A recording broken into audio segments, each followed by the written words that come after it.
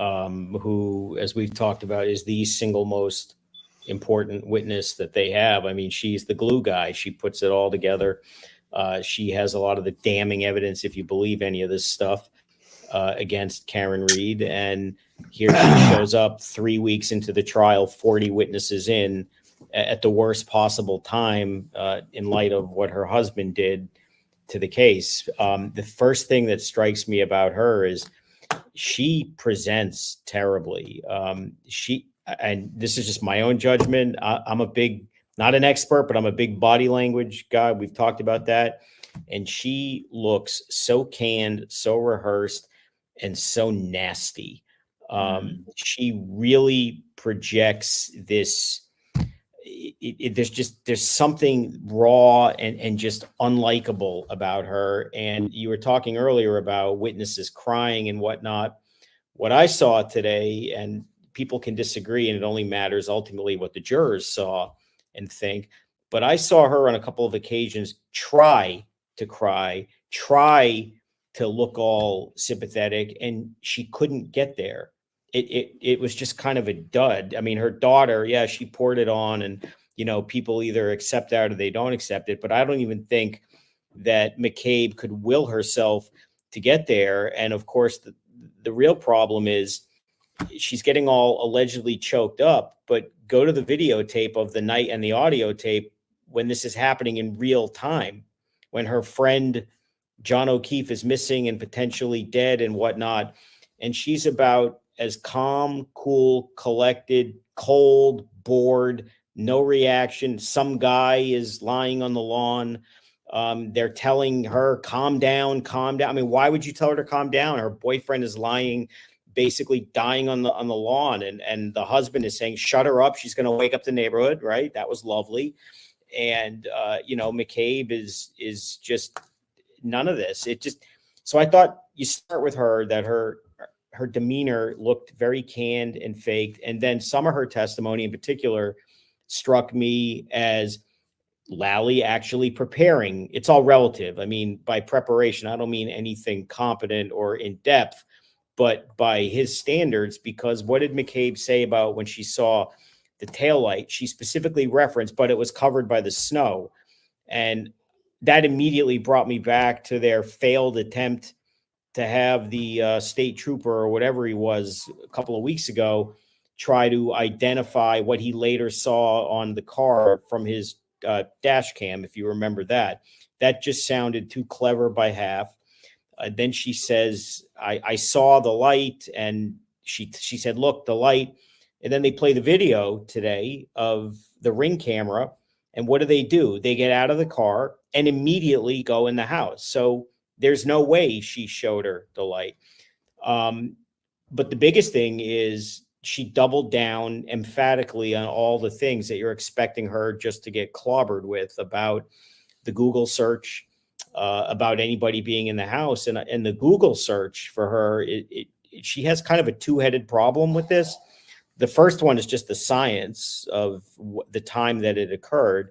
And you either are going to believe the defense expert, or you're going to believe that the half-hearted, half an expert that the DA apparently paid for, whatever that is. But the other problem they have is her prior statement to the other trooper, the female trooper, the one who's on the defense witness list, but not the prosecution witness list, which ought to be a huge red flag to anybody who looks at these things and say, how the hell is that happening? And the reason it's happening is because she said that when the Google search occurred in the back of a police car while we were praying. So, and you can synchronize that timeline. And if it doesn't match the time that she claims that she was doing it at 6, whatever, then, the lie is exposed right there. And the worst part is, when she says it's in the car, and it's while they're praying, she's adding a specific detail, the whole thing about praying. So if it turns out not to be true and you're adding those kind of details, you're not making a mistake. The Bruins just scored, by the way. So, yay. Yeah. But if you add those kinds of details to a lie, that's devious. That's intentional. I'm wondering if her lawyer, who had a chance to watch her husband just get spanked around on obviously, cellular information and other information that's going to come from the feds. There's Apple Health data. There's all kinds of things that are going to blow her out of the water, prior statements, the stuff you saw today. We've talked about this before too, Mike. I don't know why there isn't a serious conversation between a lawyer who his only client is her. Doesn't matter what, the state is going to do with their case. Your duty of loyalty is to her. To have her go in and repeat these lies, if that's what they are, emphatically and confidently, then when this is all said and done, and if they can prove that that's false, then, she could be exposing herself. And I think she is really set up to just be sliced and diced. And effectively, if that happens, then the case is, it's already a terrible case, as you know, but at that point, it becomes a formality. You sure about that? Maybe I used the wrong wording. Maybe. You're focusing right now on my face. Yes. As you're answering these questions. Mm-hmm. You think you'd see, I don't know, an alligator sitting in front of me if it was there? Was I asked what she said? I get to ask the questions. Well, I'd like you to direct me where to look. The calls to Nicole were deleted from your phone before you turned that phone into law enforcement, weren't they? Not by me. By somebody else? I never deleted any calls when I willingly handed my phone over. Never came out of the house, right? Correct. Neither did any neighbor. I know you'd like to continue editorializing after the fact. There's probably a time and a place for it. This isn't it. If you can answer my question, I'd ask that you do that. How long did that take? Well, Carrie's a talker, so the wife came out. Carrie is a talker. You're spinning all of this. Ma'am, I do a lot of things. Yeah. I don't spin. There's a trick here to make sure that I don't spin. I'm asking you a question. It's very direct. I do not believe he asked me a follow-up question. Very hard to just look at two texts and try to understand what the context is. Ms. McCabe, if you don't understand a question that I have, just let me know. But otherwise, let me ask a question. You claimed at another proceeding that you had an explanation for all these missed calls, starting at 12:29, 12:41, 12:41, 12:43, 12:46, 12:47, 12:50. Yeah, we're live. We are live. People, come on. We're playing some video intro. I started out with Betterow because he, just remind people what he said and what happened today and what's coming up tonight, 10:30 tonight, or whenever the Celtics game over. I want you to keep me updated on the Celtics score because I have to message him. It's Betterow time. Betterow time. He's at the Celtics game tonight. So if it's a blowout and Celtics are up big, he might leave early, and we might get him on earlier before 10:30. There will be a separate stream tonight. 2 shows tonight. Open with the Betterow from like a show or 2 ago. We missed last night, but yeah, a couple nights ago. Talking about what to expect with Jennifer McCabe. I think it's topical because what happened today. And tomorrow, what else could happen? Today, 7 butt dials. 7 butt dials, and then I don't remember. So much good stuff today. I'm going to play some video tonight just of Jennifer McCabe and kind of go over it and have a convo with everyone in the chat. It will be a little bit of fun. It's going to keep me awake for this show later with Betterow. Because I'm afraid if I lay down after a day of dog walking, I might wake up past 10:30. So you're going to keep me up. You're going to keep me up for Betterow time. So let's play a little more video. Today was just, what can you say about it? It lived up to it, didn't it? I felt it around town today.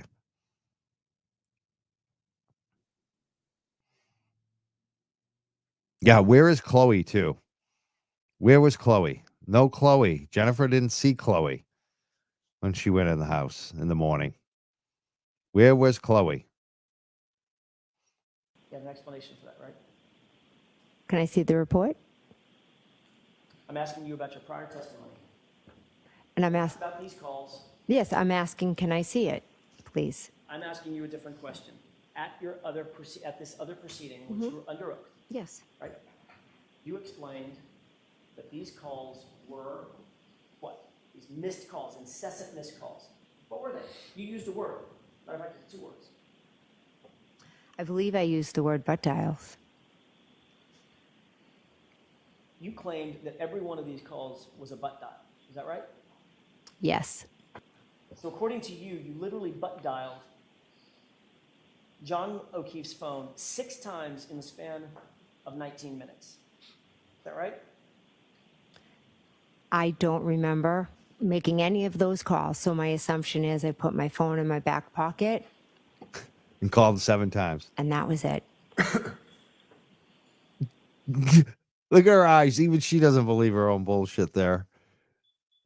That was it. Oh, look at that. That's a great ending. John Como put that little video together at the end there. That was a great little video. I could watch that again. Look at that. Look at that. I've heard of butt dialing somebody. I've done it before. You know, you're on the phone with somebody, you hang up, you put the phone in your pocket, the phone, you thought it locked, but it didn't. So then it calls the person back. But it doesn't happen 7 times. It happens once and you're embarrassed. Twice if you're really goofy. But 7 times? 7 times. In what, 19 minutes? That doesn't happen. That to me looks exactly what Alan Jackson brought up. Looking for a phone. That's the only time I could imagine calling someone 7 times in a row. Is if we were looking for their phone. It's the most logical answer, isn't it? Today was a disaster for the prosecution. A disaster. Just on her demeanor, never mind all the facts and the what's to come tomorrow. What's to come tomorrow? What a day. 10:30 tonight. We're going to be with attorney Mark Betterow. Maybe a little earlier if the Celtics are winning a blowout and gets back earlier. So keep me updated on the Celtics score. Starting at 8 p.m., I guess the game starts. So hopefully it's a blowout tonight. Checking in. 786 right now watching us on YouTube. Excellent. And some people on Facebook too. Nobody on Twitch. Bunch of people on Twitter. And I never see the LinkedIn number.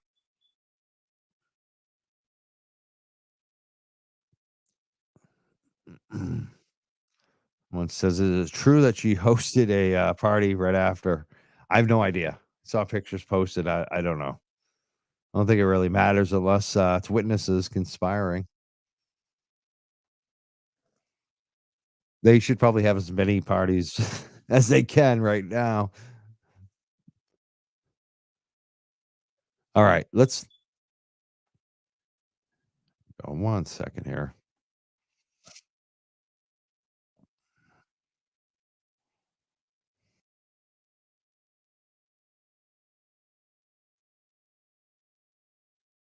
Just setting up something here. I turned it off. Hold 1 second. I want to bring up the main video. It'll take me 1 second. I'm sure we do it without commercials.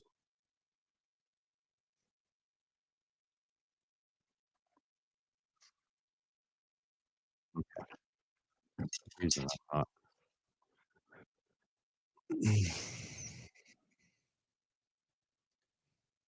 Oh, no wonder why I went to the other video. Ridiculous. Hold on.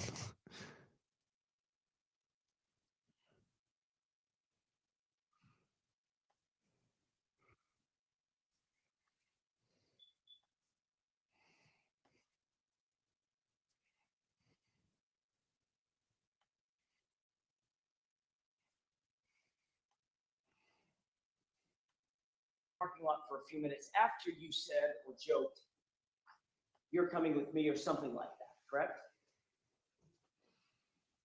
I wouldn't No, I was speaking to them, and then I walked to my car. You didn't say, to Mr. O'Keefe, you're coming with me. You said to Karen Reed, you're coming with me, or something to that effect, correct? Mr. O'Keefe was not outside when I said to Karen, "You're coming with me." I told Karen, "You're coming with me," because John was still in the bar with Matt. So you asked Karen to come with you in your car Yes, to give her a ride, yes, separate from John O'Keefe. yes. I figured he could go with Matt because they were still in the bar. Was there a reason why you wanted to separate? This right here is an interesting line of questioning. It's something that I brought up on the show in the past, but it's not likely. I mean, they may know more, but it's something I speculated about. Maybe this was actually planned as like a beatdown, not to kill the guy, but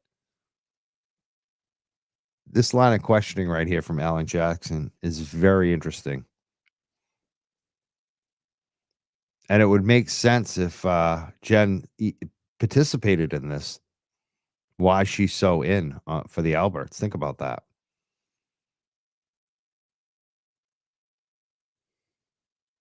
I mean, it was just supposed to be rough him up. Miss Reed from Mr. O'Keefe at that moment? I mean, I think it's still the No. least likely. Why not just walk to your I car still with think Matt? it. If anything happened, and on that end, it would be likely alcohol, ego. But you never know. I mean, the questioning. You wonder what the defense is thinking here, asking that question, that line of questioning. Go where you're going to go. Matt was still inside. So you thought it was important enough to make the statement, "You're coming with me," or something to that effect, to my client, to separate her from John O'Keefe, even though your testimony is John O'Keefe was just inside the bar. Objection. Sustained as to that form. Ask it differently. Sure. Did you believe it was important Sustained. at that point, to A ask lot Miss less Reed to come with you, sustaining separate today. her I from John, noticed. There was never any idea of separating them. except for the fact the idea was, "You're coming with me," not "you two are coming with me," correct? Incorrect. By definition, if she came with you, you'd be separating her from John, wouldn't you? We were standing outside That question talking. could be answered yes or no.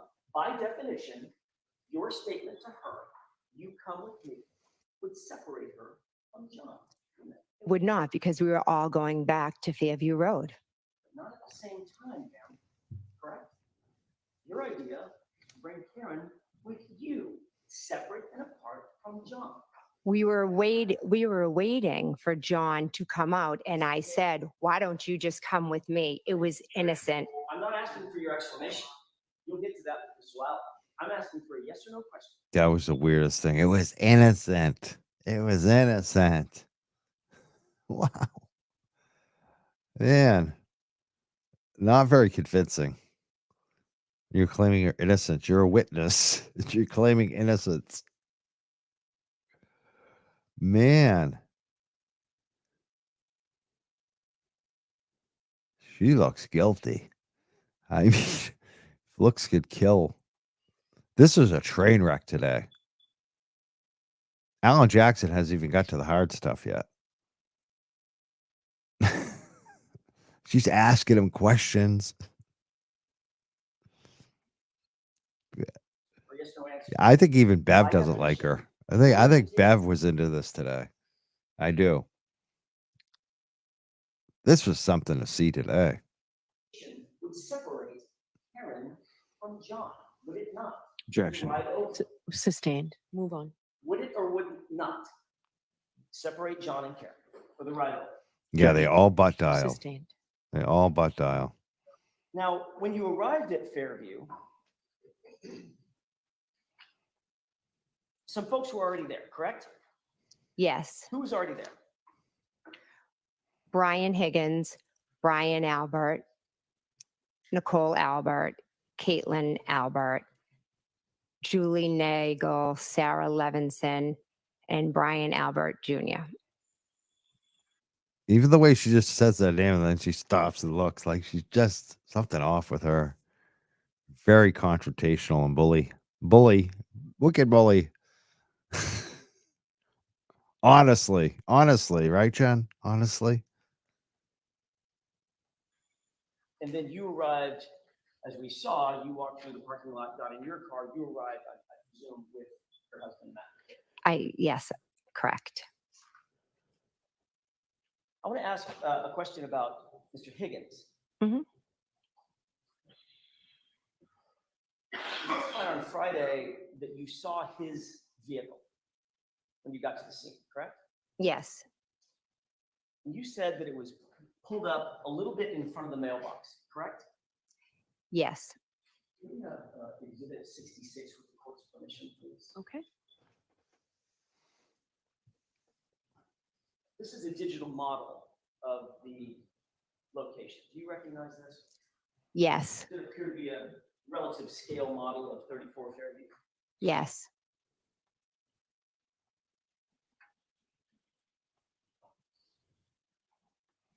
This would be the front door, correct? yes. And where's the mailbox? If you can point to it with the laser pointer. Okay, so you're pointing to an area just in front of a car that's in the driveway, correct? Yes, And then the driveway's to the right, yes, and then along this line is the front lawn area and property line of 34 Fairview, correct? yes, You indicated that that Jeep was just a little bit in front of the mailbox, meaning about there, correct? yes, And the rear end of that Jeep would be butting up against the driveway, yes, or at least the line of the driveway, correct? yes. That's quite a bit of detail about where that Jeep was. Would you agree? No, because I drove down the street and I took a left into the driveway and there was a Jeep there. Okay. What I'm asking is, you didn't just say, your memory is not just somewhere in front of the house. It's literally right in front of the mailbox, the Mhm. front end of it, adjoining the line. All right, I don't know how you explain away the butt dials and the deletions. And the looking at other people's phones and the collusion. There's so much goes on and on. And her demeanor. Just for a casual, average person just watching TV that knows nothing about this case, they're going to pick up on her demeanor. It's just so obvious. Today was epic. Tomorrow, I mean, we have tomorrow morning.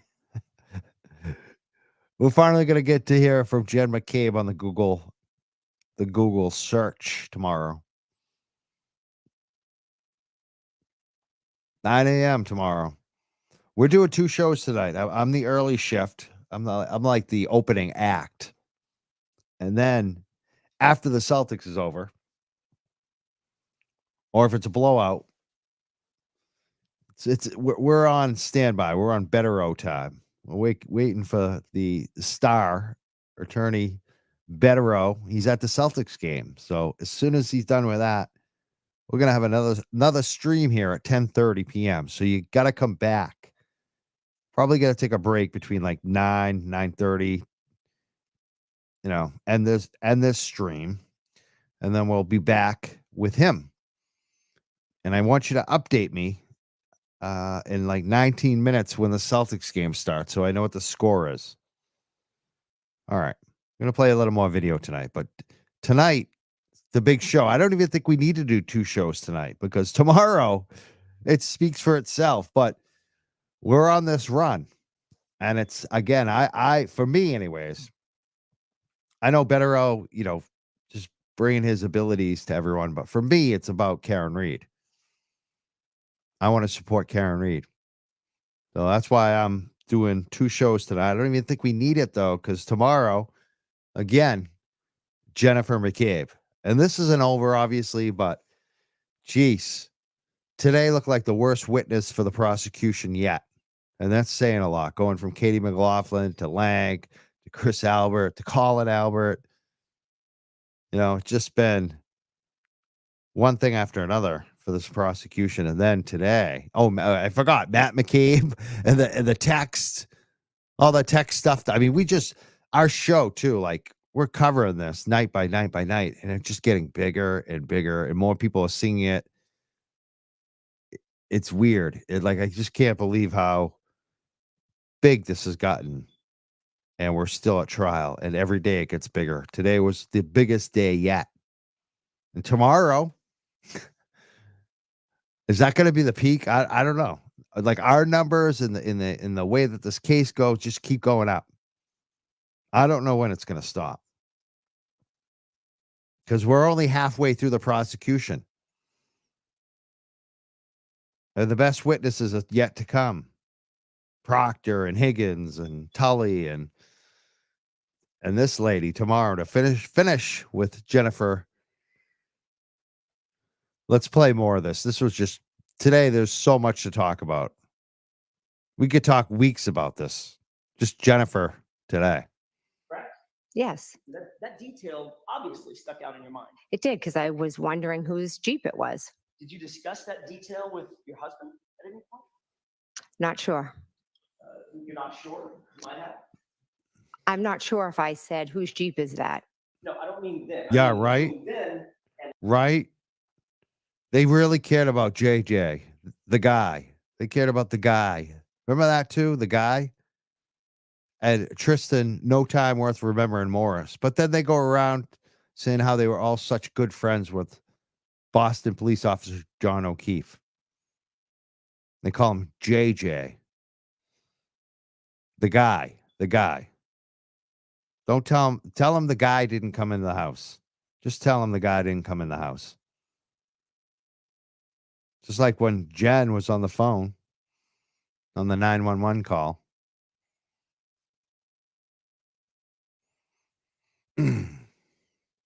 And Tristan, imagine that. What kind of respect is that? That clown knew what time. I mean, he knew he didn't.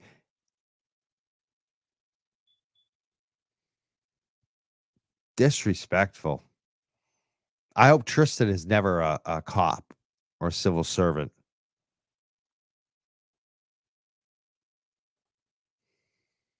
And now, have you and Mr. McCabe ever discussed where that Jeep was, your memories of where that Jeep was?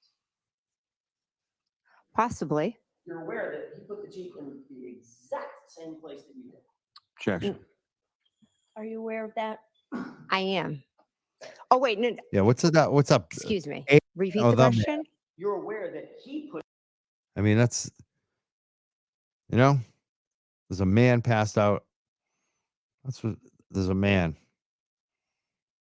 Not my friend John. Not a Boston police officer. A man. Just some man. puts the Jeep in the exact same spot you just put the Jeep, right in front of that mailbox. Correct? I know he knows where the Jeep was. I'm not aware what he said in here. Does he know where the Jeep was because you told him what to say about the Jeep? Absolutely not. It's because we drove together in the car and I asked. I possibly could have asked. One at a time, please, ma'am. I'm sorry. I didn't mean to step on your words. I thought you. That's okay. You can continue. Thank you. Appreciate that. I don't think we got your answer, though. Okay. Yeah, I think Madam Court Reporter was asking for your answer. Can you repeat your answer? To the question of did he know where the Jeep was? Whether or not you told him where the Jeep was. I did not need to tell Matt where the Jeep was. He knew because we were in the car together. But you two discussed it. When are you asking? At any time between January 29th and today. I'm sure we have, yes. You were also interviewed by Trooper Proctor on January 22, correct? Yes.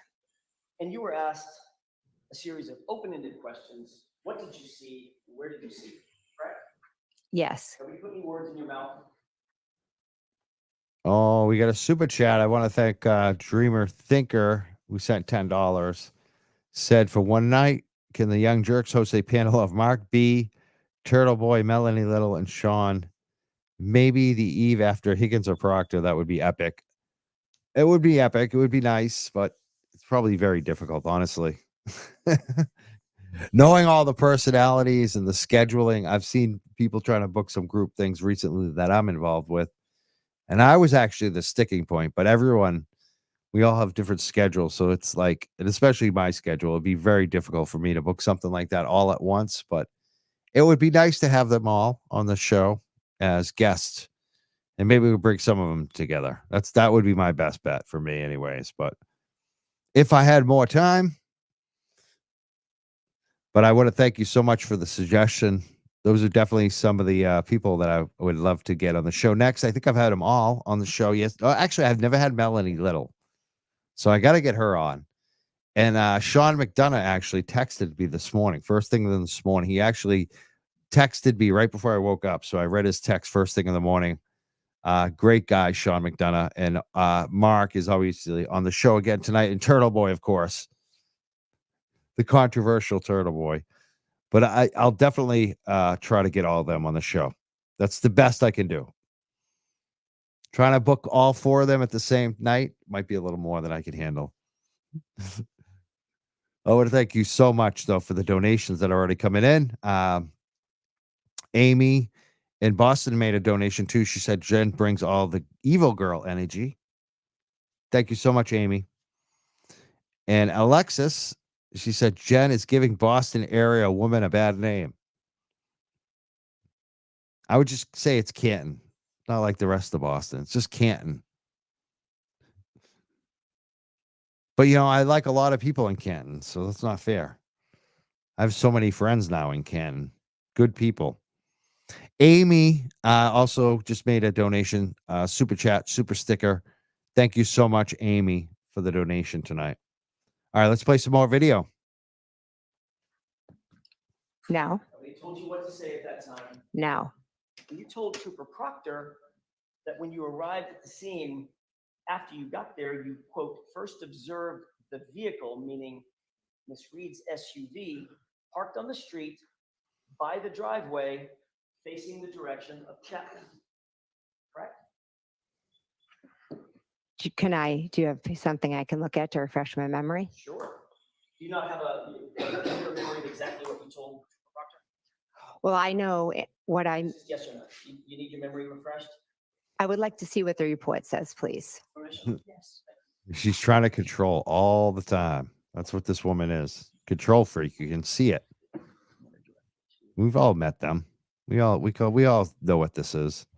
Okay. Couple Venmos came in. Joan just made a donation, $20 on Venmo. She says, thank you for your coverage of the Karen Reed case. Thank you so much, Joan. And also another donation from TD.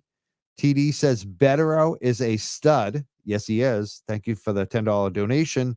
Betterow is a stud, and he's coming up tonight after the Celtics game. We'll be having a second stream tonight. So check back at the Young Jerks right after the Celtics game. Click the link, and we'll be live tonight with Betterow. Late show tonight with Betterow and Mazza Media, I think. Yeah, Mazza's coming too. So the trifecta.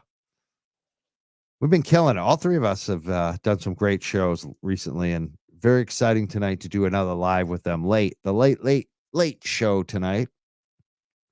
Let me know what's going on in the Celtics game when it starts at 8. All right, let's play some more video. Paragraph 3. Mhm. This is the face page. You'll review that, especially the highlighted portion. Let me know after you've reviewed it. Just read it to yourself.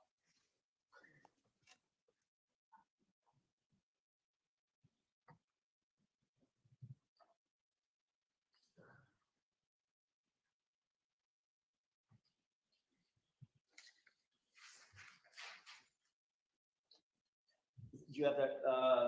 Does that refresh your recollection?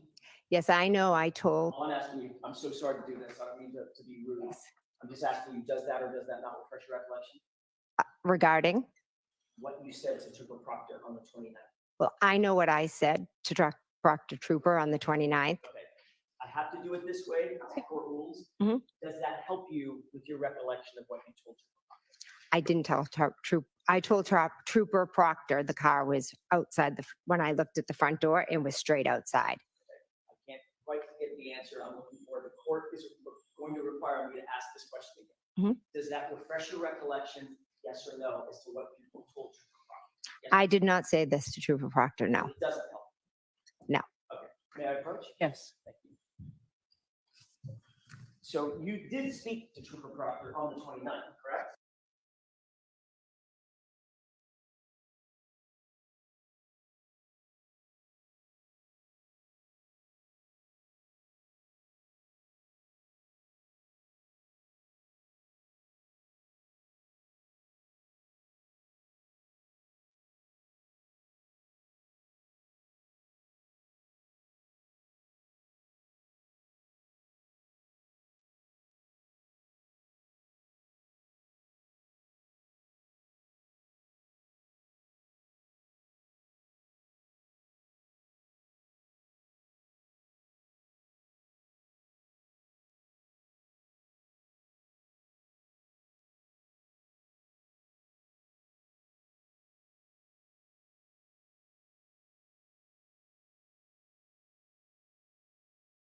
Correct. And Trooper Proctor asked you some very specific questions about where things were, correct? Correct. Focused on Miss Reed's SUV, didn't he? Asked you questions about where Miss Reed's SUV If you was. can show me in the report. Sorry, I was muted. What I was saying is Betterow will be back tonight. Later on. He's at the Celtics game right now. It's starting like 7 minutes from now. And it should end around 10:30. If it's a blowout, if the Celtics are up by like 20, 30 points, he may leave early. But we're going to do a late show, separate stream with him on the Young Jerks channels. So make sure you check back for the late show. This is the early show, the warm-up, the pregame, the opening act. I'm the opening act tonight. Later on, it's myself. It's the tricycle. No, not a tricycle. What is that word? It's the three of us. Betterow, Mazza Media, and myself. Later on tonight, late show. We just got a Cash App too. I want to thank you for the donations coming in tonight. Really appreciate it. Peter sent a donation tonight on the Cash App for $10. Thank you so much, Peter. Thank you so much. Just read it. So just off of what I just read, is that what you're The going trifecta. off of? Yeah. Yes. I'm asking for your memory. Go Celtics. Not the Yes. tricycle. So my memory is exactly where the car Hold, was. hold The Three on. Amigos. So The Three it's very Musketeers. important that Three both of you, Stooges. one person at a time, speak. Depends which side you're Madam on. Court Reporter has to do what you're both saying, and she can't do it simultaneously. So the best way to do that is, Ms. McCabe, just let counsel ask the question Okay. and then you answer. And if it takes a lot more time than we expect it to take, it does. Okay, so just go ahead, Mr. Jackson. Thank you, Your Honor. I'll slow it down. The Holy Trinity. Uh-oh. We're going to get the Catholics mad at us again. Yes. Thank you. And he asked you questions about where it was situated outside, correct? Yes. And you told him that you first observed it parked on the street by the driveway facing the direction of Chapman, correct? I told him that when I looked out the front door, the car was straight ahead. And yes, it was facing up Chapman. But you left out a little part by the driveway, correct? That could have been his interpretation or an error on his part. I see. So Trooper Proctor is wrong about what you said. Objection. No, I'll let him have it. Do you think he's wrong about what you said? I 100% said it was straight out the front door. Okay, next question, please. Thank you, Your Honor. And during the course of that conversation, you never once, Ms. McCabe, not once, mentioned several times. If anyone wants to contact us, especially like a retired detective, definitely hit us up at the Young Jerks on X on Twitter or Facebook. We have a Facebook account at the Young Jerks. You can also email me, mjcboston1@yahoo.com. mjcboston, so like Michael J. Crawford. mjcboston1@yahoo.com. Anyone has, any info or tips you want to forward, that's always a good email to send to. Ton Jeep with a snowplow attached to it, did you? I'm not sure if I did or not. Let's take another look at the report. Would that refresh your recollection to see the report? Objection. Do you think that will help you? I'll take a look at it. Okay. May I? Yes. Direct your attention once again to paragraph 3.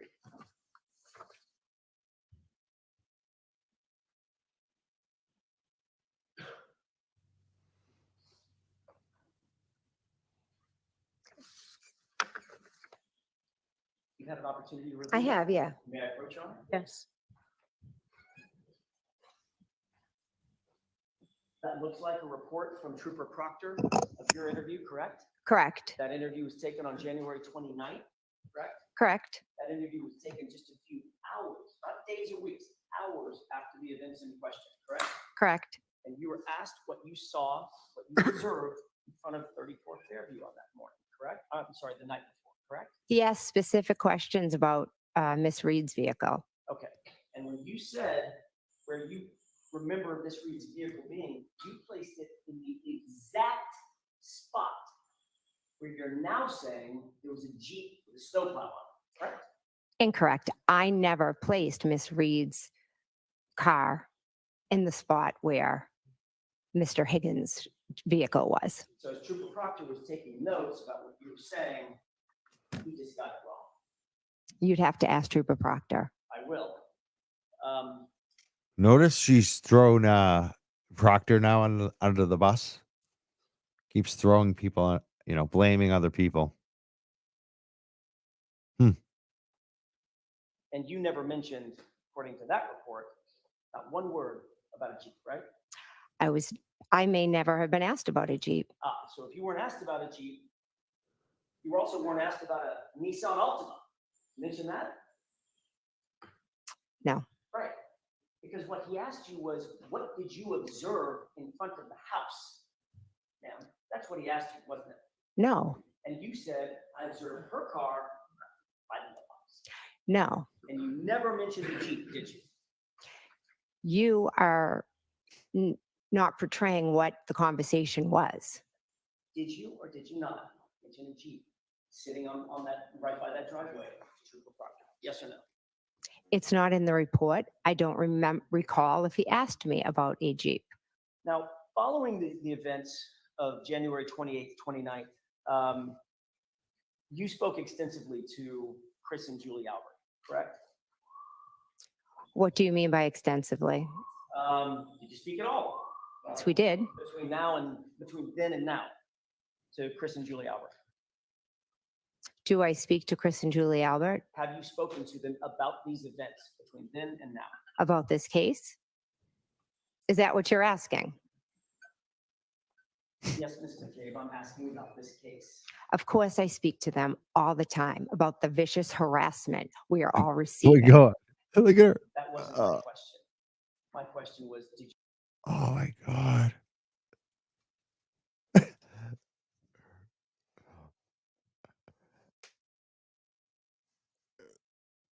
I mean, that was so staged, man. Oh.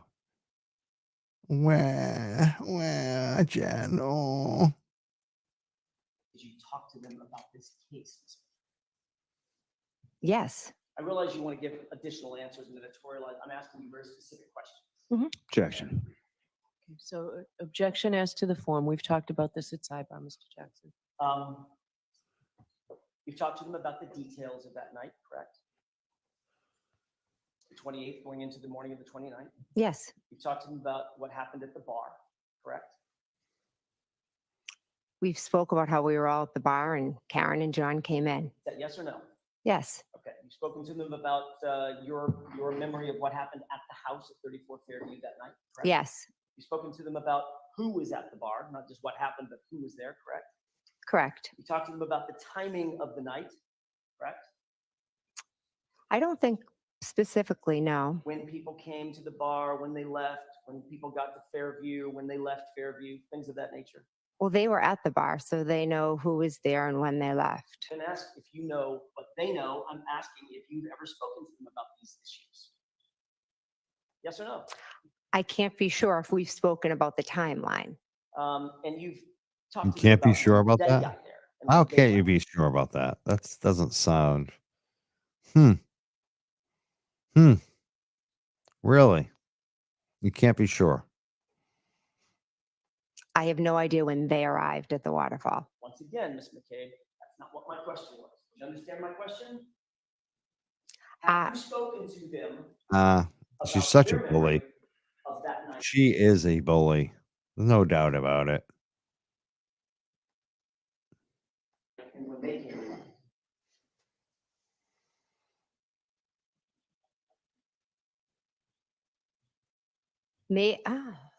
What was that?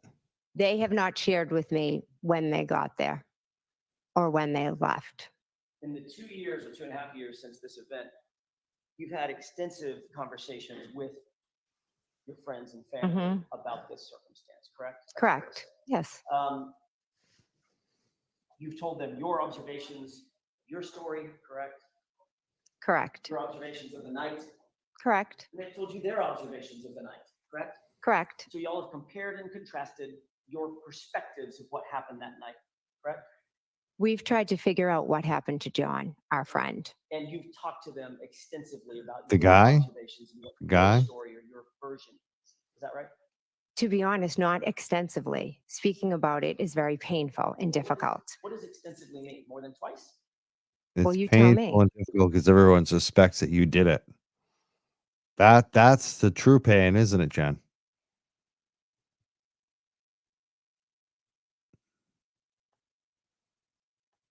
I'm asking the questions, Ms. McCabe. That's how this works. I What's understand, extensively- but extensively would mean almost every day. Do you talk to them almost every day? I do, but not about the case. Subjects about this case come up every day? The harassment of the case does, yes. What about the specific facts of the case? Ms. No, McCabe? it's the facts aren't spoken as much as the vicious harassment is spoken about. Understood. Yeah, because the facts So- aren't in your favor. Like, so you just focus on the harassment. I mean, I see that online too a lot, Jen. Wonder if you're online doing the same thing. Interesting. You've told them your version of the events, correct? And they've told you their version of the events. Correct. And remind me, Chris and Julie Albert are, in fact, Colin's parents. Correct. At some point, you became aware that your daughter, Allie, was involved in this matter to some extent, correct? Yes. You became aware that there was an extraction of your phone that revealed some data about her whereabouts. That's not how I became aware now. Like 360? Yes, I know what that is. That's what I'm asking about. Mhm. You became aware that you know your phone was extracted, correct? I willingly handed over my phone. Oh, we'll get to that. Oh, okay. You know that your phone was extracted, Yes, I handed it over. Look at the teeth. and you know that your daughter's whereabouts. She thinks she's winning points there. were- Yes, I handed it over. Full white teeth out. Score 1 for you, honey. Revealed based on data on that phone, correct?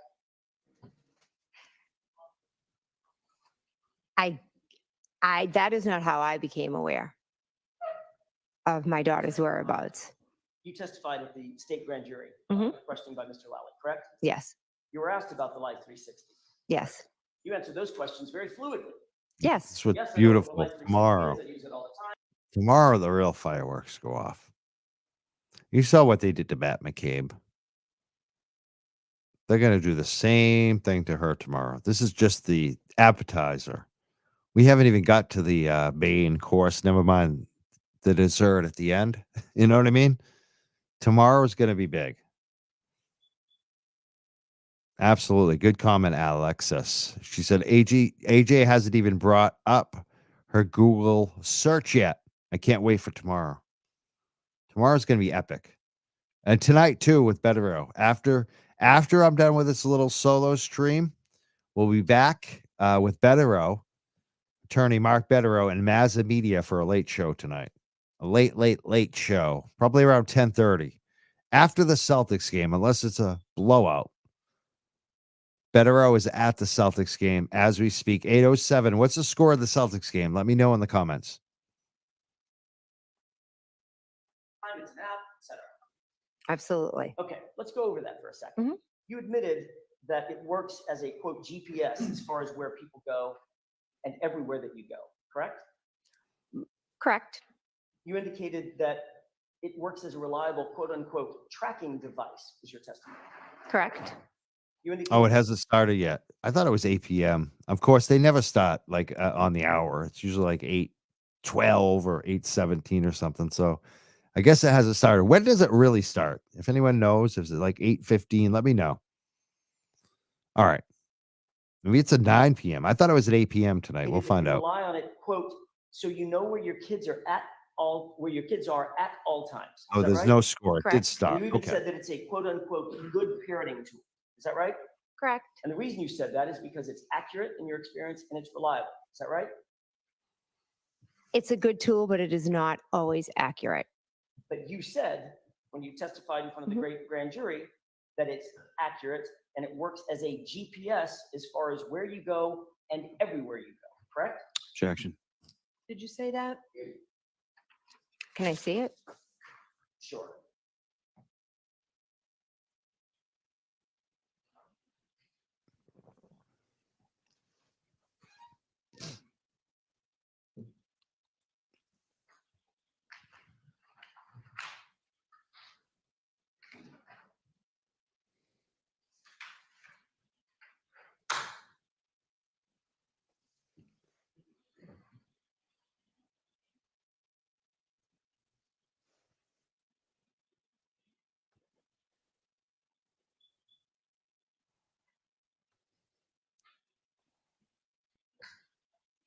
Yeah, Brooke, Yes.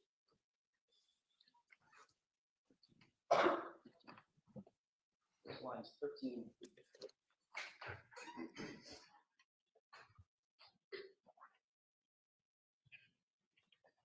You said 13 through 15? Yes, ma'am. Mhm.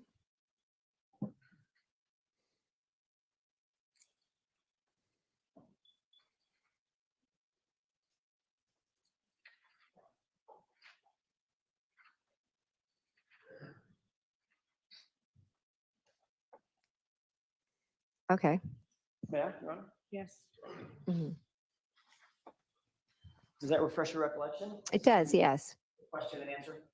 Well, I just don't see the word accurate on there. I don't know if I missed it. Ms. McCabe, does that refresh your recollection as to the question and answer about whether you said it works as sort of a GPS as far as where you go and everywhere that you go?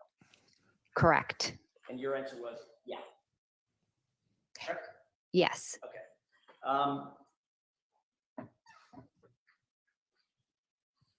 So where did Allie go after she supposedly dropped off Colin Albert? She went nowhere. Did you check her Life 360 app to verify that she went, quote, nowhere? At that point, I had no reason to check her. So the answer is no, you didn't. No. Okay. Did you ever verify through the 360 app that in fact Allie did not go home, but rather was out driving until after 1:30 a.m.? You ever check the app and see that? Did I ever check Life 360 app for that? Yep. No. Okay. But you believed her when she said she came home. Yes. And just like you believed her when she said she picked up Colin, dropped him off, and then came home. Yes. The Alberts had a dog, pardon me, correct? Yes. What was the dog's name? Chloe. You indicated that on the morning of January 29th, Mhm. after 6 a.m., it was still relatively dark out, you burst into the bedroom of Brian and Nicole Albert's home, correct? Yes. You did that specifically to wake up, according to you, Brian Albert and Nicole Albert, correct? Yes. Where was Chloe? I don't know. So you'll agree that, at least from their perspective, you walked in the front door unexpectedly, correct? Yes. You walked upstairs unexpectedly, correct? Yes. Still dark outside, right? Yes. You walked through their door and you said you burst into the door into a dark room where they were sleeping, correct? Yes. Mr. Albert said that you were Where's somewhat Chloe? hysterical. Would you agree with that? Where's Yes. Chloe, You were John? loud, right? Did Caitlin I take was trying to Chloe? wake them up. You were somewhat chaotic. Yes.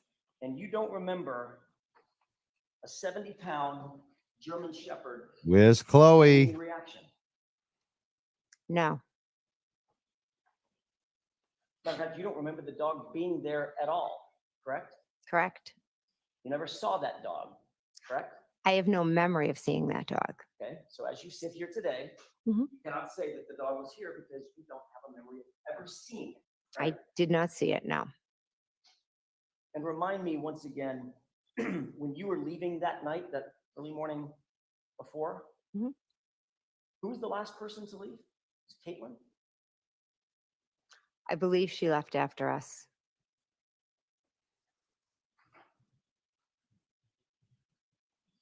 We've talked about this, and I want to get into a little bit more detail about it. You indicated that at some point you looked outside and you saw Karen Reed's SUV in front of the house. Safe to say, correct? Correct. About what time was that you first saw it?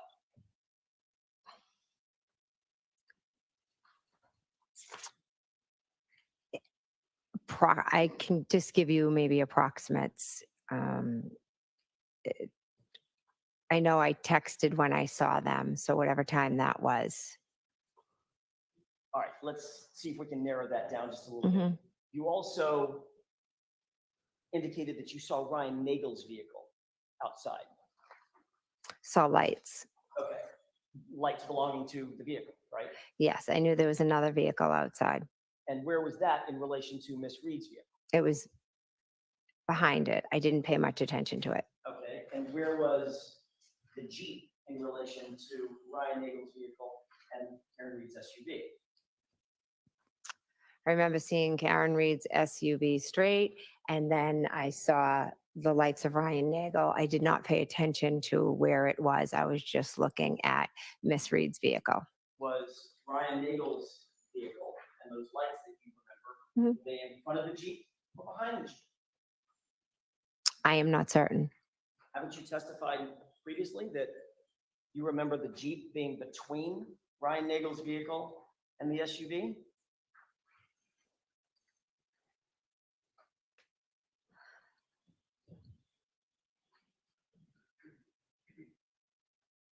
I am not certain where Ryan Nagel's vehicle was. So as you sit here now, you don't know if it was in front of the Jeep as you placed it by the mailbox. It would Let be, me finish my mhm. question. Changing testimony. I Behind the wonder if Jeep it's because of the feds. or somewhere in between. The feds got them, so they got to change their It definitely testimony. was back not to the in feds. front of the Jeep. Definitely was not in front of the Jeep. No. So it was definitely behind the Jeep. Behind or to the side, I'm not sure. Well, if it's parked on the street in front of the house, it's not going to be beside the Jeep, right? That's going to be in the middle of It the road. would have been in the middle of the road, correct? All So if it's pulled over, it's behind the Jeep. Okay, so now we've narrowed that down. It's Karen Reed's SUV. As we're looking at the property, Karen Reed's SUV. To the right of that, as we're looking at from the street, at the property, to the right of that Jeep, behind that Ryan Nagel's vehicle, correct? Correct. You sure about that? If my memory serves right, yes. You sure? If you You remember. sure? Okay. So you were asked about the arrival of Mr. Nagel's car at the state grand jury. Do you recall that? I believe so. That was in April 26th, 2022. Mhm. Just Okay. remember. Okay. Does that sound about right? Yep. I don't expect you to Yes. surprise that date. Yes. You were asked what time did you see Ryan Nagel's vehicle arrive at the location, and you indicated that it was 12:20. Yeah, that's a weird one too. Like, I don't believe the Alberts leave their door wide open overnight. Maybe she has a key. I don't know. Maybe she knocked. I don't know. Who knows? I know a lot of customers will leave their door open during the day, but most of them lock it at night. I'm not going to say every single customer, but I would say most, even where I live, which is probably a little nicer than Canton, where they're at. a little more in the woods in some places, depending where you're at. But most people, I think, would lock their door. You know, you lock it up. You remember that? Do you have it? I do.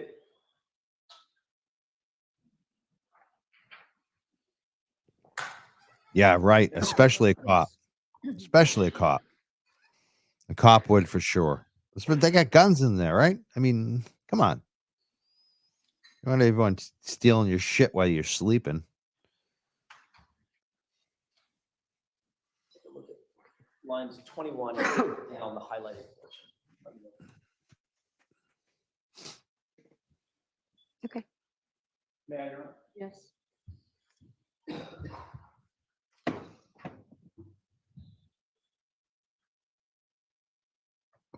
You were asked, That too, right? do we know what time the brother came? Meaning Ryan Nagel, Okay. correct? Correct. And the question from Mr. Lally was, that was from a grand juror, the question from Mr. Lally was, if you know, correct? Correct. And your answer was, I believe he was out front at 12:23. Is that right? Correct. And the reason you could be so precise with that time, Ms. McCabe, is because you had asked Julie Nagel to give I mean, you, this is what gets me. Some people say, you know, if you're a cop that no one would F with, maybe you don't lock your door. But then on the other side, Don makes this great comment, says fugitive gain unit cop, hated by his targets and no locked doors or cameras on. Same with a neighbor. I agree. Especially, being a guy who chases down the worst fugitives. I mean, that's your job. I would think that you would have some kind of cameras, or especially locking your basic lock. You lock your door up at night when you go to bed. I'm not buying that. I mean, you never know. They have kids. Kids will sometimes leave doors unlocked, especially when they're drunks and drinking all night. So who the hell knows, actually? But it is weird. Definitely strange. you heard text messages with Ryan for that night. And you But they are a strange crew. Correct? Correct. All right. And you've also testified that as soon as you saw Miss Reed's SUV, you texted John. Is that right? Correct. Here, exclamation point, question mark. That was the first text, right? Correct. But your text to John was at 12:27. You recall that?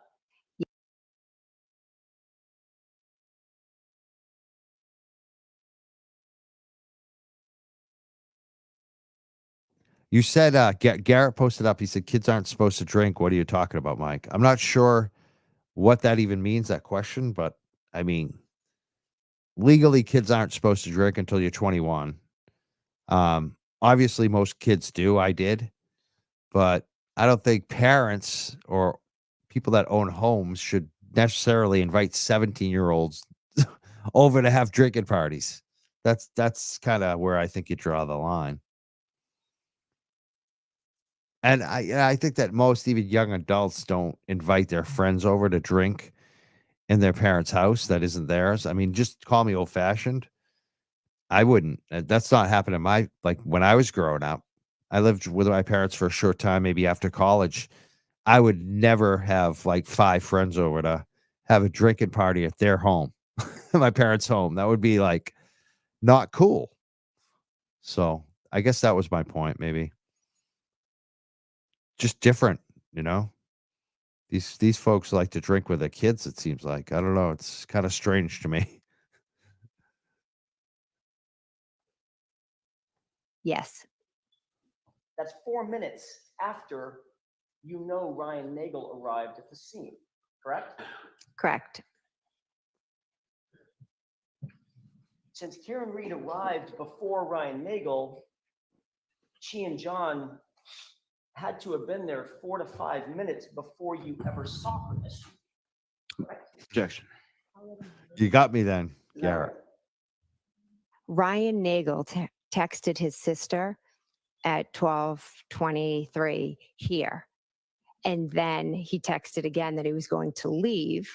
Then Julie Nagel went outside Mr. and McCabe, that's not my question. I'm explaining what happened.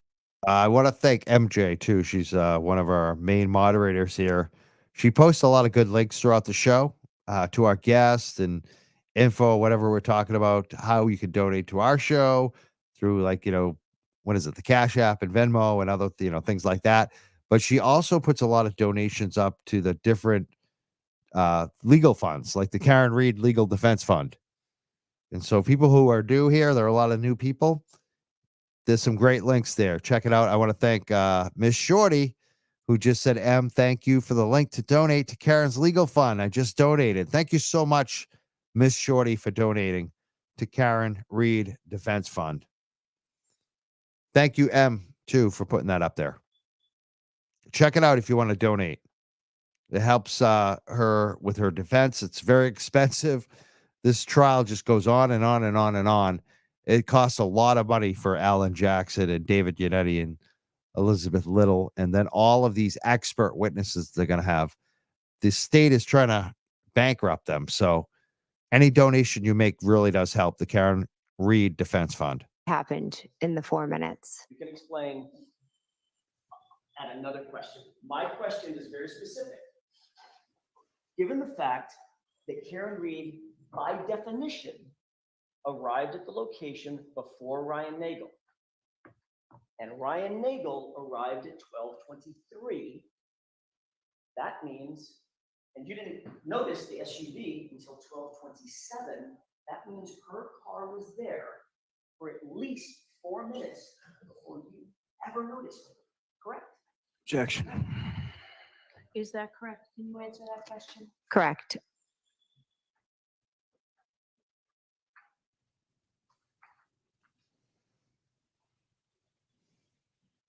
The snow condition. We've heard a lot about the snow condition. I'm not going to beat that dead. Awesome. We're getting donations into the But it's Karen safe to Reed say Defense that Fund you would agree tonight. with me that it was a light dusting You can of help. snow, correct? They need more money there. Karen Reed I should be specific about that. needs that money for the defense fund. It was a light dusting of Thank snow you, at MJ, or for around posting it and everyone donating. 12 to 12:30, 12:45, something like that. It was starting to accumulate. And accumulate means stick to the ground, not just fall and melt, right? Yes. So it was starting to turn like a very thin blanket of white. Yes. Thank you, You indicate Random that- Remixes, for indicated becoming on a member Friday right now. Thank you so that much on you our YouTube page. Saw some sort of tire tracks. Is that right? On Friday? I don't believe. I thought in your testimony to Mr. Lally on Friday, you indicated that you saw some tire tracks. I could be wrong. Yes, I don't remember that. Okay, well, let me ask you, did you see any tire tracks? At I don't one blame point, you. yes. Okay, when was that point? I'm not sure. Was it before Ms. Reed's vehicle got there? Was it after? Let's use that as a barometer first. I believe it was after Miss Reed's vehicle was there because that's why I was drawn to look outside. And what did those tire tracks look like? How would you describe it? Almost like as a wave went like this. So Like a half J? to my recollection, it was almost like started if Miss Reed's vehicle's here, let's pretend, it was kind of like that.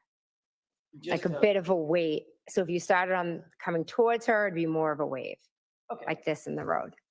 What it sounds like is perhaps, I don't want to put words in your mouth, but perhaps what you're describing is tracks in the middle of the road. If someone is pulling off parallel, they would pull to the right and then stop. And those are the tracks that you saw. That's the wave that you saw. It wasn't up to her car. It doesn't look like your description. Okay, fair enough. Fair enough. I'm just trying here. So if it didn't go up to her car, Mhm. those tracks belong to somebody else. Well, when I saw her car, it had already moved up. Well, wait a minute. You already said that when you saw her car, it was directly in front of you. And then it moved at one point. Right, that's not what I'm asking about. Let's just take the point at which you first saw the car. Mhm. Is that yes? Yes. Okay. You first saw the car, Mhm. that's when you saw the tire tracks. You just said that. No, I did not say when I first saw the car, I saw the tire tracks. I thought you just said a couple of questions ago that you saw the tire tracks because your attention was drawn to her car. first time you saw her car, correct? I'm saying I saw the tire tracks because I was looking out at her car. I never said when I saw the tire tracks or where her car was when I saw the tire tracks. Well, I thought you just said, because I asked, when did you see the tire tracks? You said, I saw the tire tracks when I looked and saw her car because my attention was drawn to her car. I saw the tire tracks. That I was know the some first people thing feel you did. exhausted by listening to her. I feel exhilarated. It's I not, really doesn't do. have to be the Feel so first good time I about it. looked at her car. Been waiting for I this for looked out so multiple long. times. No more coming tomorrow. More is coming tomorrow, Well, I'm not folks. exactly sure. AJ is amazing. Yeah, he Again, does I'm his not sure. feet. He's just right on it with the next question. Could have been. He's got good tone too, good pacing. No. He's so good at it. Look at her. Look at her. She's like, what's this guy gonna hit me with next? Yes. Ex-Wi-Fi. Poor Matt McCabe. He should have rehomed her. Seriously. Instead of rehoming Chloe, they should have rehomed Jen McCabe. Seriously. In addition to Mr. Poor guy. I'm sorry, Chief Proctor interviewing you on the 29th, you Oh. also gave extensive testimony on April 26th, 2022 in front of a state court grand jury, correct? Correct. And you were asked about the location of Miss Reed's vehicle. I'm still staying with that for just a quick second, if you don't mind. Is that right? Correct. Yeah, tomorrow's gonna be amazing. You were asked where that SUV was in relation to. Yeah, what's Ryan up with Nagel's Bev car, today? is that right? Bev acted different today. Would I be She's able been to look acting at it to different, if refresh you my noticed. memory, please? Well, let's start with this. Do you remember? No more being breathing asked too. About She's been where this listening to these SUV shows, or in Ryan someone's Nagel's been listening and telling her.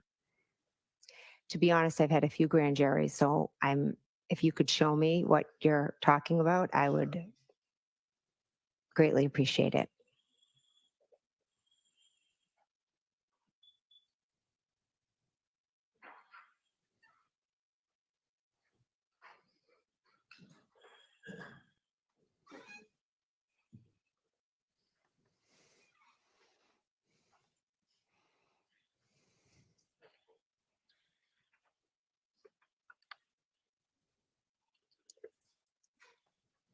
Someone said the Feds were in the courtroom. Were they? How do you know that? Yeah. Explain yourself. I would doubt if the Feds were there. How would they get in though? Would they get in with Karen? Maybe Karen brought them in. That's true. They could have gotten in with Karen, maybe.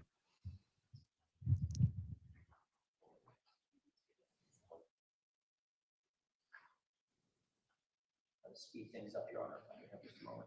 Okay, take your time. He said, yeah, says yes, definitely. I guess that's explaining it. I'm right. I'm always, no, I'm not. I'm sometimes right. Like half the time. Suzanne says, in my honest opinion, Bev hates Jen McCabe, and she was ensuring that there was 13 loops in the rope. You know, I think actually you have a point. There are some issues, I think, with Bev. Some people pointed out online. I think they may be onto something. I think that Bev is also like everyone else. She was like, holy shit. Like, I think Bev was ready to go today. Like all of us were. After the 3-day weekend, she was like, let's go. This is where it's go time. Good comment, Suzanne. Thank you so much for the donation.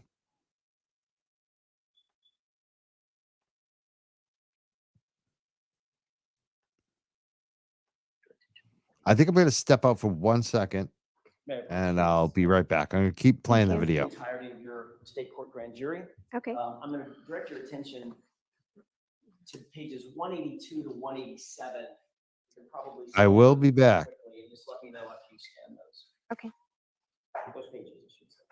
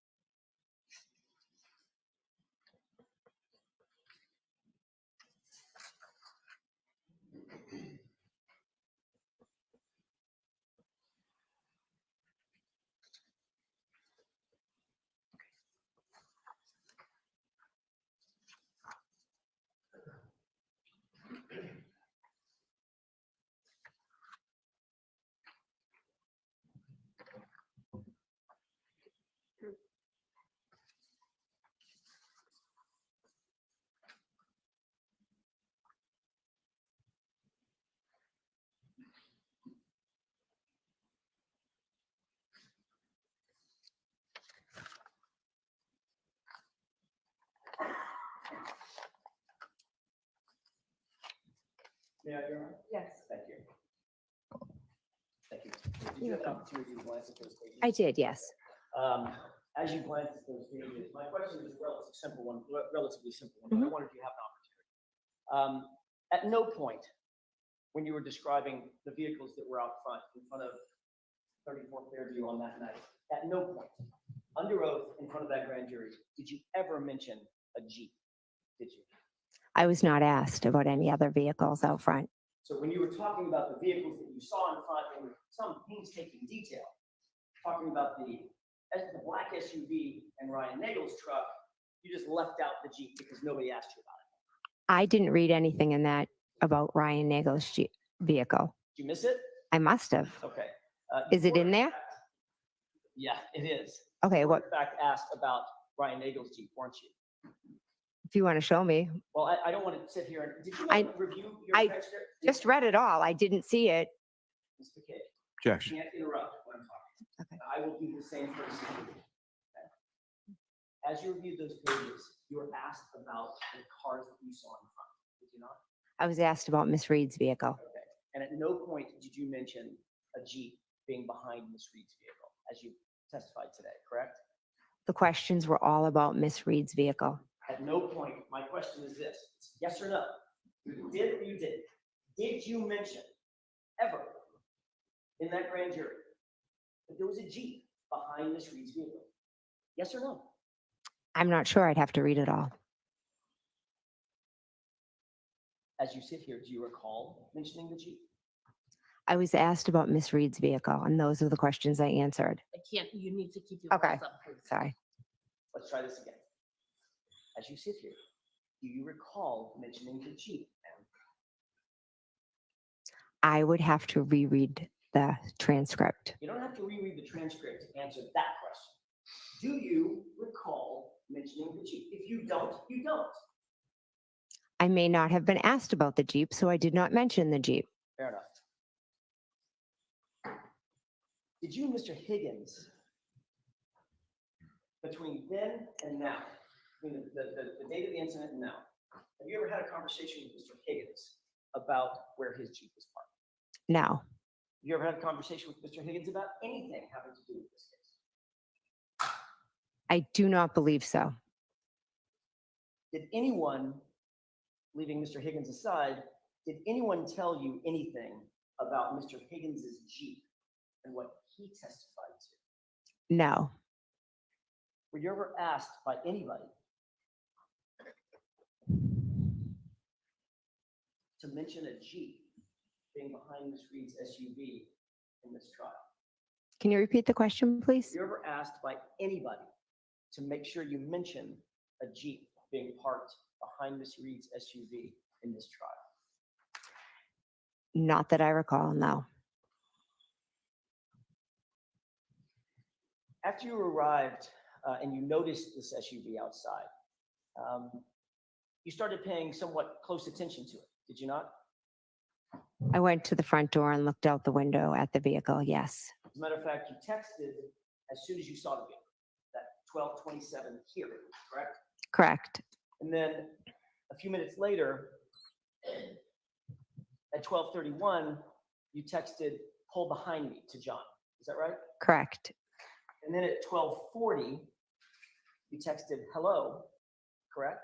correct, And at 12:42, you texted, "Where are you?" correct, And at 12:45, you texted, "Hello," correct? correct. So that's 5 text messages. And each time you texted him, you were walking to the door and looking out at the vehicle as you're texting, correct? I know for the first 2 I was.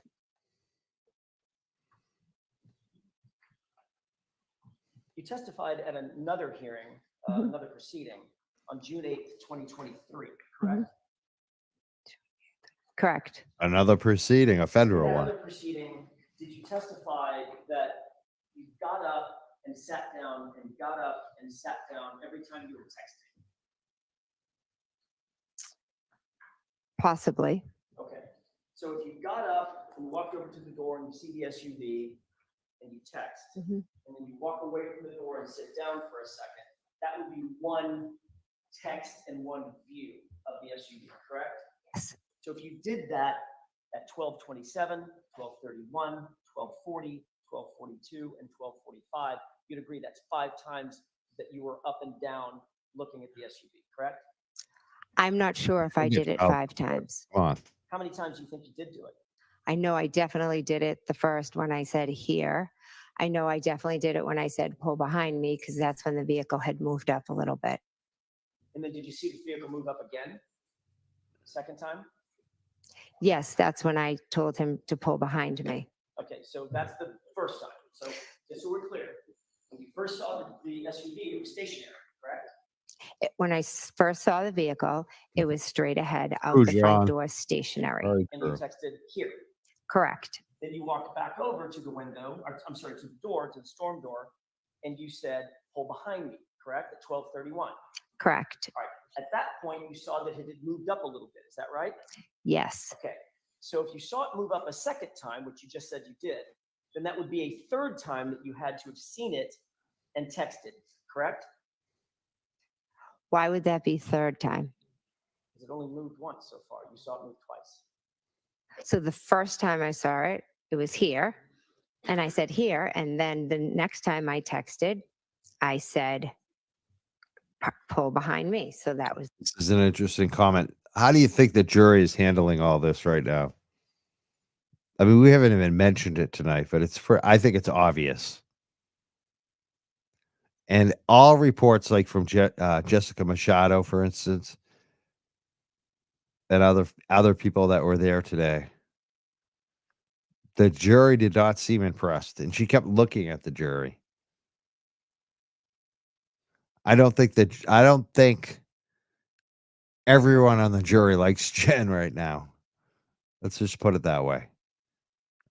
My question is, does anyone in the jury like Jennifer right now? That would be a better question. What do you guys think? You think there are any jurors that are buying what she's selling?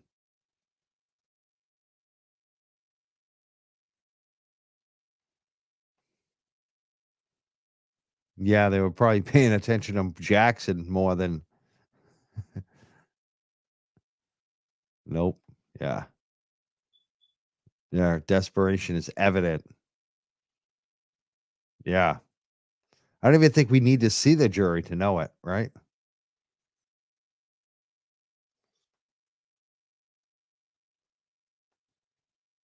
I haven't heard anybody that, especially like the impartial people, the people in my life, especially like I have customers and they're watching it.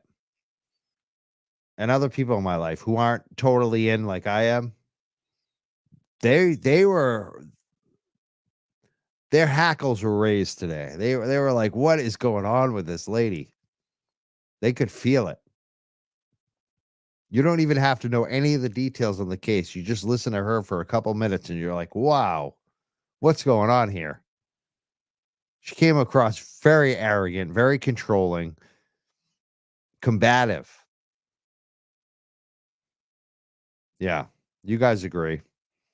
We don't even need to see the jury to know it. one time, 2 times. Keep going. You said you saw it pull up again, a second time. So you saw it move The twice. hackles. Yeah, the hackles. From one place to the flagpole to further up. Right. So that's 3 times that you're up to the door. Okay. Is that yes? I'm telling you, my memory is twice to the door. Mr. McCabe, it's not a trick question. You just testified that you saw the car move twice. By definition, that has to be you looked at it 3 times. Right, that's the other thing. Stationary, move once. There's move so twice. much this Maybe to I come, used the wrong. but I think this is a very good point. Wiser Time sent $10. Says, Mike, do we know how Karen Reed was placed home at 12:41 a.m.? That screws Jen's text line, and Sean talked about it, but I'm missing where it came from. Was it Meadows Ring? I don't know. You'd have to ask Sean on that. But I think that's going to come into play. Those phone calls and when did she actually get home? I would ask Sean. Sean is on every detail. I trust Sean. I do. I trust Sean a lot. He researches this stuff. I think that timeline, though, is going to come into play. with the phone calls. But do we even need it though? The 7 butt dials. 7 butt dials. That's looking for a phone, a missing phone. I mean, come on. Or that's like a boyfriend girlfriend that got in a fight, and one partner won't pick up and one's obsessive and keeps calling back. I mean, that's the only time that happens, that you get 7 phone calls from someone, or they're just a psycho who calls someone 7 times in a row. Unless you're looking for somebody's phone that is missing. There's so much to this today. And tomorrow, Morning. Maybe. I can't wait to see what Betero says tonight. He's all fired up too. We were talking to each other on Twitter, private message. Betero is going to have a lot to say after the Celtics game tonight. Celtics are up 34-31, close game. I have a feeling that means we're going to be waiting for Betero. Betero is at the Celtics game right now. As soon as it's over, he's going to come back, and we're going to do a late night show with him. And Mazza Media, too, I think. Suzanne said $5. She said Karen was home at 12:41 because of the voicemail on John's phone. You could hear the garage door. Oh, yes, that's right. You could hear the garage door closing and her heels on the cement. There you go. I forgot all about that. Suzanne, you got such a good memory. There's so much to remember in this case. That's it right there. Ask and you shall receive from the chat. Somebody will know. I love this audience. I love you guys. Our channel is through the roof. Like, I thought it couldn't get any better in April. And like every single day, it just gone up. We didn't even do a show yesterday, and the numbers still went up. It's just unbelievable. We got another super chat that said the jury is wondering about John O'Keefe's injuries. Lally missed that logical step. I know they're going to bring up the medical examiner at the end. And they're going to get roasted too. There's a lot missing. Lally is missing a lot. He thought he would start off with the, putting down what they call the conspiracy theory. But instead, it just put the focus on it. No matter what he puts out next, I don't buy that the jury's going to even take any of it serious. How can you take any of it serious after what you saw already? I think they're done. I really do. I don't see how they come back from this. Tomorrow's going to be even worse. Let me have just a moment, Your Honor. Sure.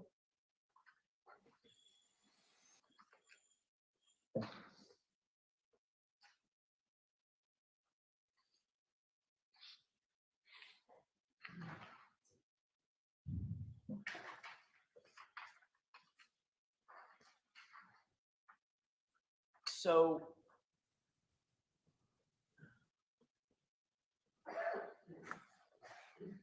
when you testified in front of this other proceeding,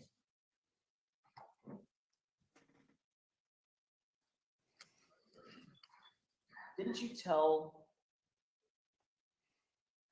testify that you walked up and sat back down 5 different times, watching that car and texting every single time?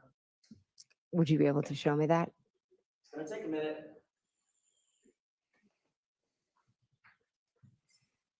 We have one, Your Honor.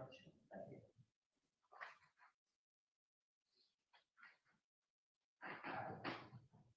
you.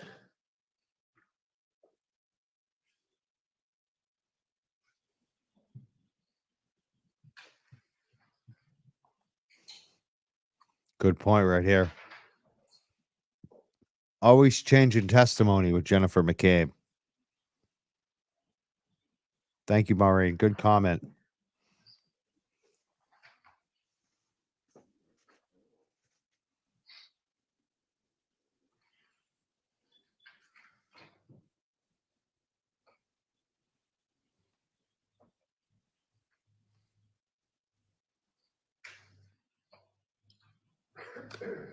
Oh, Steven, I appreciate the super chat, but that seems a little bit over the top for me to post on here. I don't want to get whacked on YouTube.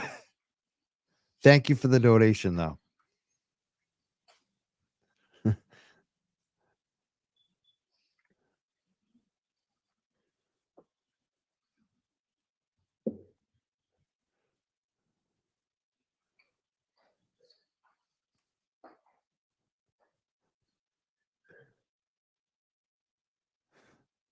People laughing in the super chat about your comment. So I guess you got the what you wanted, Steven. That's Lauren enjoyed it. I think Em enjoyed the story too, Steven, the super chat comment. Yeah, you're- Yes. That was so wild I even won't post it.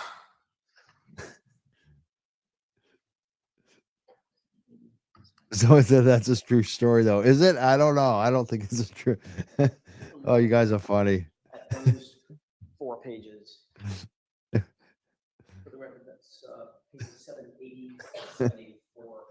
Do you want me to reread it now? Well, let me Have a chance to reread it. review that Oh as well, God. let me know.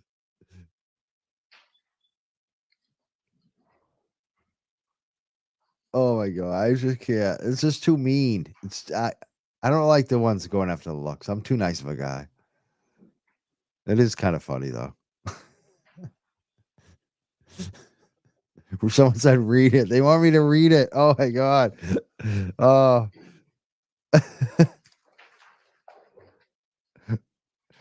No, I don't see a troll either. He's not a troll.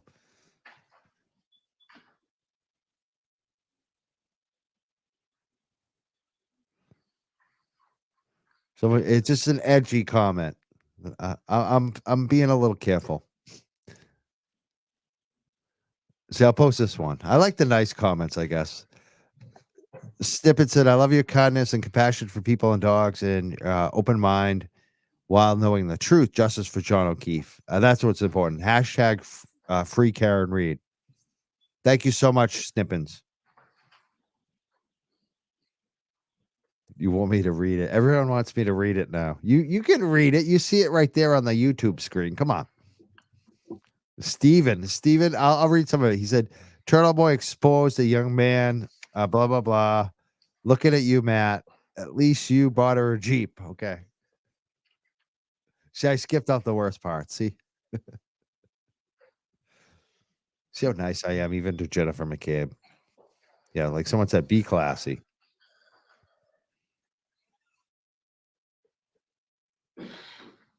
John. That's not true, John. I laugh at a lot of them.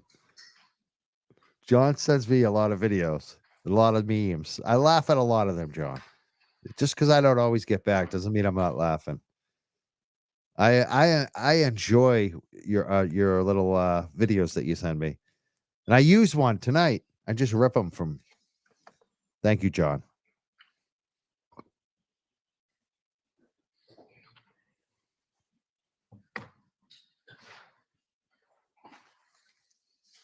May I? Yes.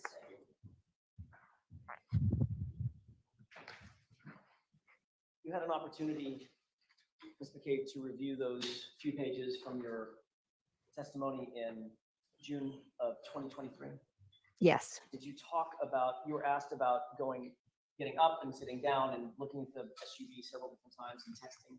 yes, In fact, you indicated that you got up and looked outside through that storm door several times, correct? yes, And as a matter of fact, you looked every single time that you texted, you indicated that you looked out at the SUV and saw something that prompted you to text something, correct? correct. And then after the last time, which would be 5 times, 5 texts, 5 looks, after the last time you texted, you got back up, which would be a 6th time, and the SUV was gone. Just chronologically. Correct. My husband and I were both getting up and looking. So, I didn't ask you about your husband. okay. Just about you. The answer is correct. Yes.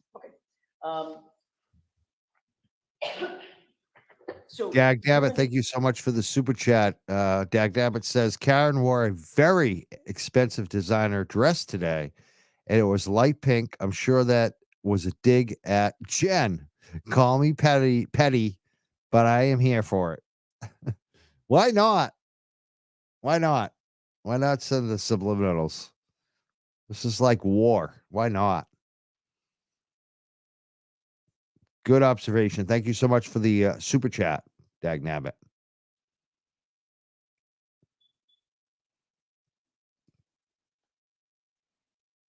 Indicating that you were trying to communicate with the occupant of the SUV that was sitting, what would you say, 30 feet outside the front door?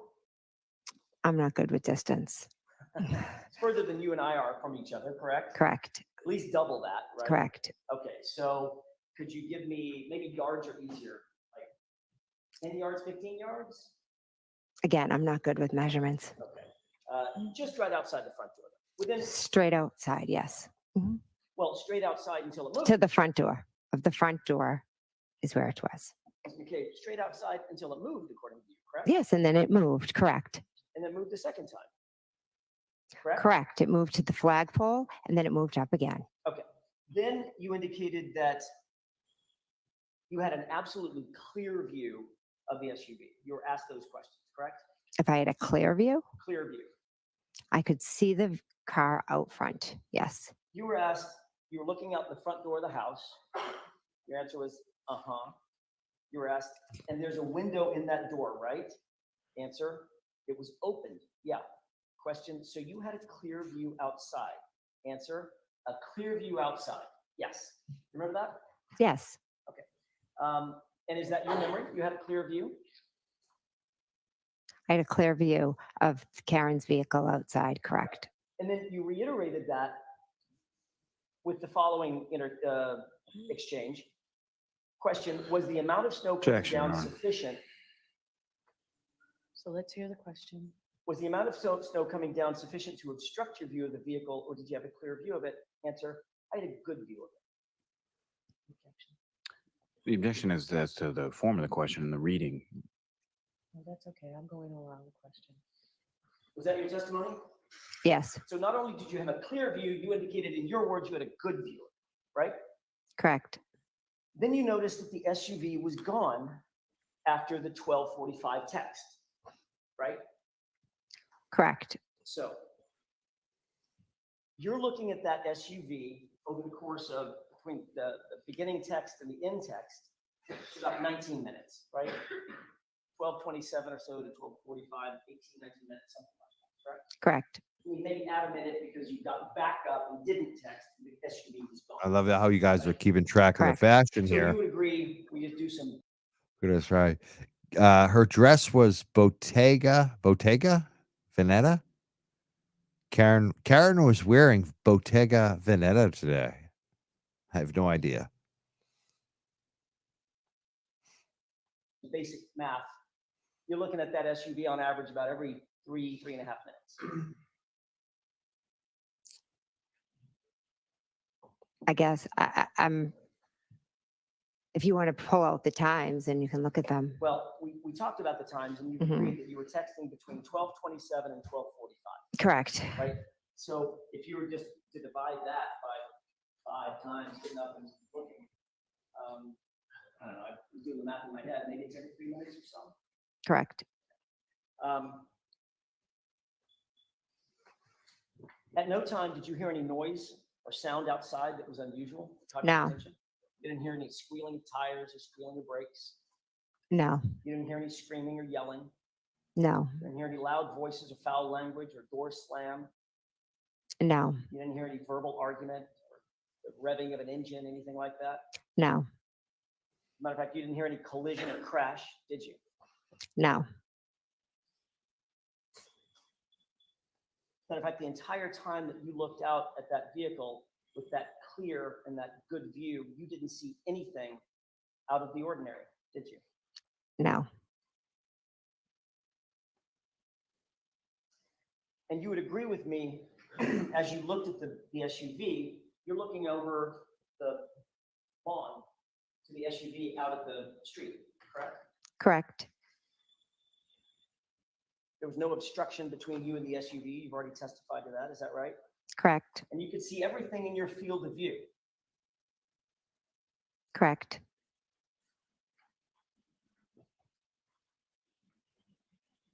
And then you saw the SUV gone. It had driven away after 12:45.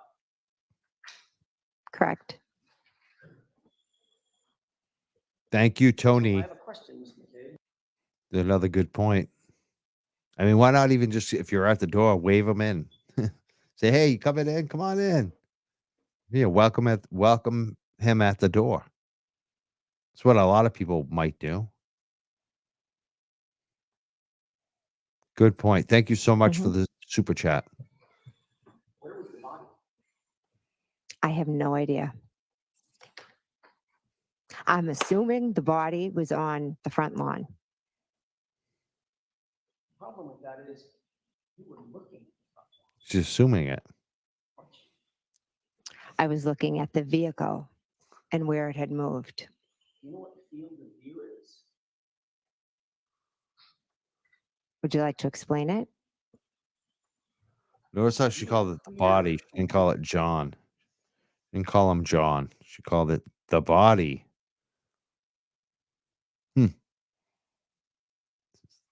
Very cold.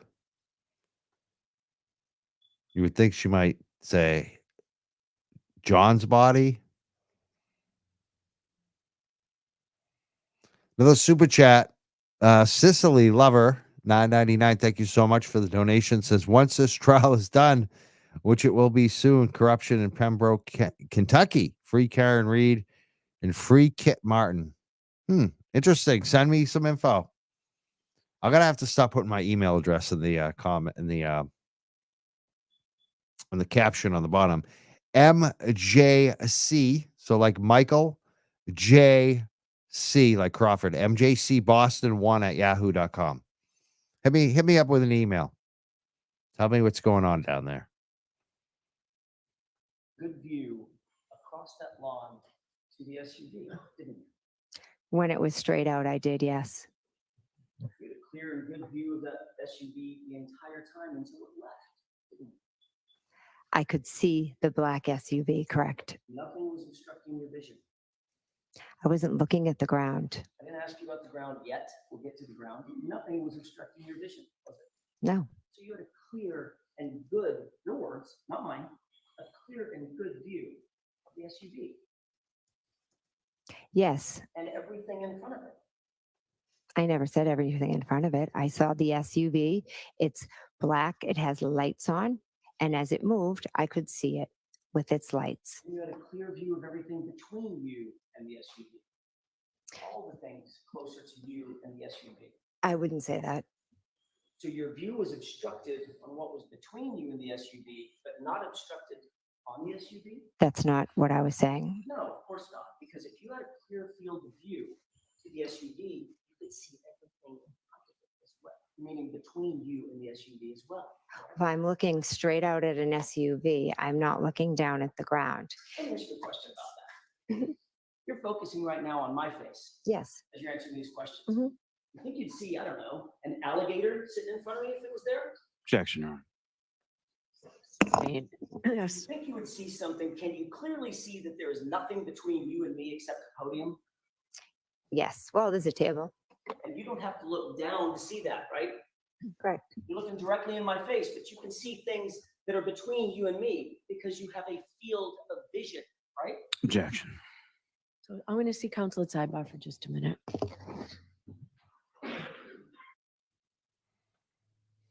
Drinks out clear liquid.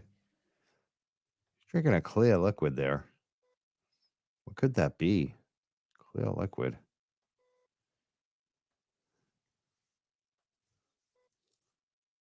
Karen is very invested in helping out with her own defense.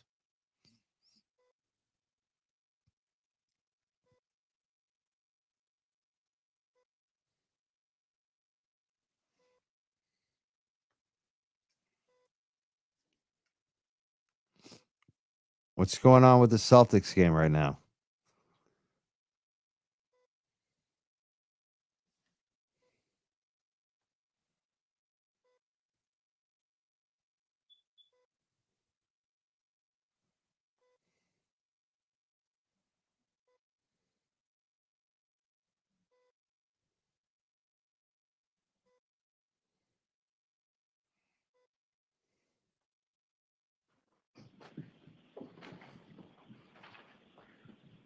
May I proceed? Yes. McCabe, as you looked over that flat lawn with that good and clear view of the SUV, you could see the SUV and everything between you and the SUV, correct? When I looked out the front window, I could see the SUV clearly, like I'm looking at you right now, and it was further away than you are. And you did it not once, not twice, not 3 times. You did it 5 times, and then a 6th after it was gone, correct? Correct. And after that SUV was gone, and you looked out that window. with that Celtics up clear and good view, 55-47. there was no body, was there? I never saw a body. Thank you. I wish never I had. saw a body. You never saw John? It's like that's a little rehearsed. You'd think she Not at might say, all. I never saw It's not at John. Or I never saw John's body. I never saw a body. Never saw that guy, that man.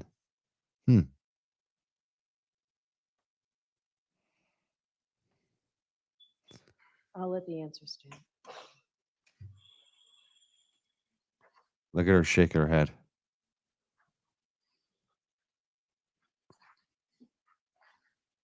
You left the location about 1:45. Is that right? Yes. You didn't see anything out of the ordinary as you got in. Was it your car or Mr. McCabe's car? It was my car. When you got in that SUV of yours, you My didn't car. see anything out of the ordinary outside, correct? I wasn't looking outside. I know that that is the answer that you want to give to every question. My question is yes or no. Did you see anything out of the ordinary? No. Thank you.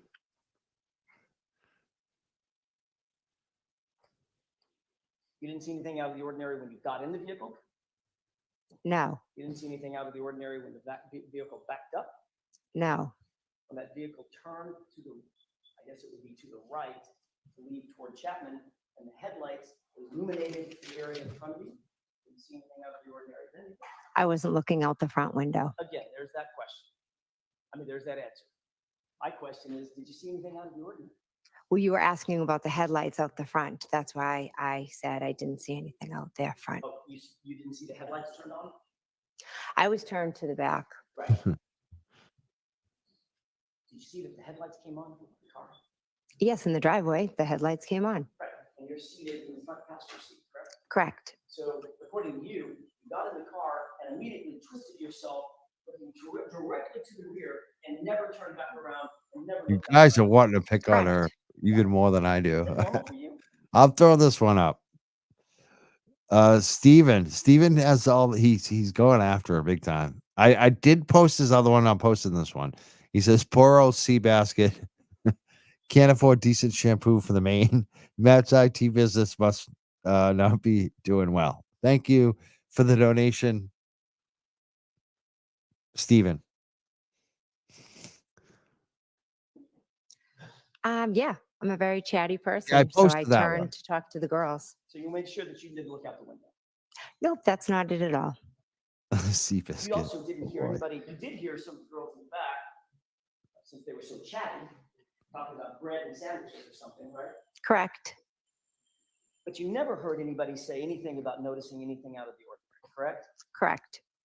You didn't hear Julie Nagel say that she saw a black object in the dark. Never heard that. But you were turned around looking right out, according to you, correct? Correct. Indeed, engaging them in conversation, according to you, Correct. so that you can make sure that you weren't looking out the front or right windows. Objection. Can you answer that? Is that why you did it? No, that's not why I did it. I was talking to the two girls. When you got home, what did you do? Yes, that's exactly why GP dog drool. I love your dog. Your dog is beautiful. What's the doggy's name? Is it GP dog drool? I don't think so. What's GP stand for? But yes, Mark is at the Celtics game tonight. That's why we're going to be late. So if the Celtics are winning in a big blowout, he might leave early, and maybe we'll start it before 10:30. But it looks like we're going to go probably around 10:30. Because right now the Celtics game is really close. Looks like it's a tied game. So yes, Mark is at the Celtics game. We're going to do another late stream after this one's over. After the Celts win the game, Mark's going to jump up. I went up to bed. What time do you think you got home? Somewhere after approximately I don't know, between 2 and 2:15. Took you a few minutes to drop the girls off? Correct.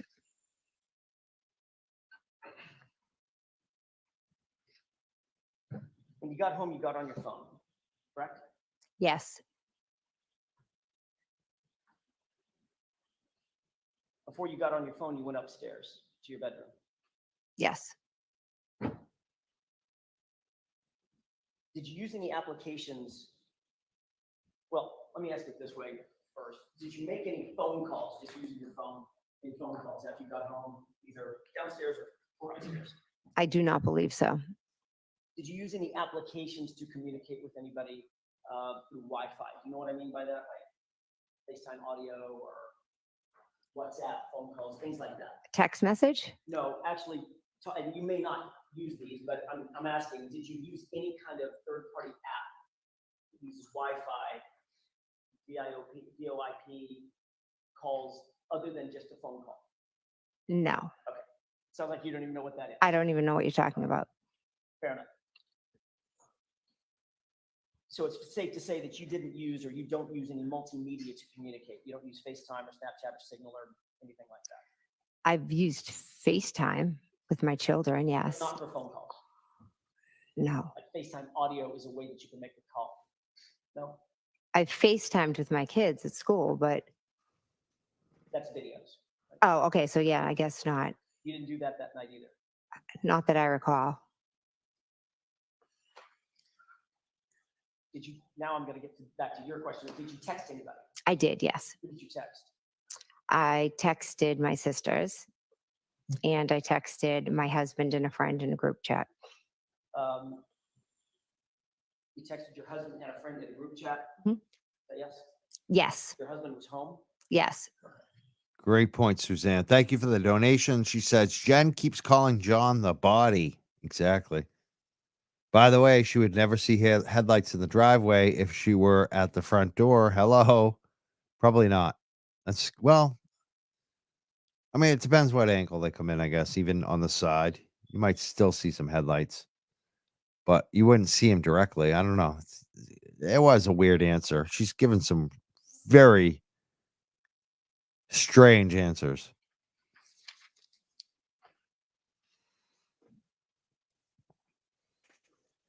I want to switch gears for a second.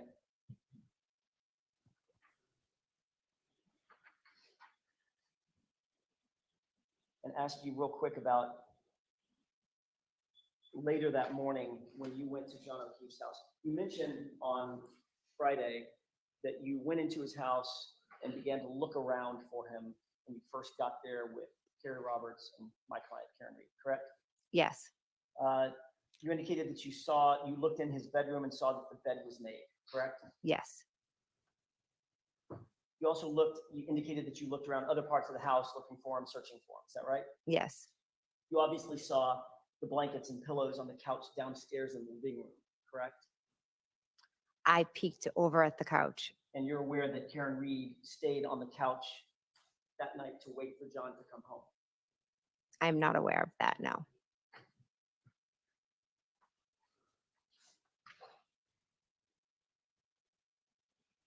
You testified on Friday that my client said at the scene, when you got back to the scene, 34 Fairview, just after 6 a.m., that she said, I hit him 3 times. She declared it, correct?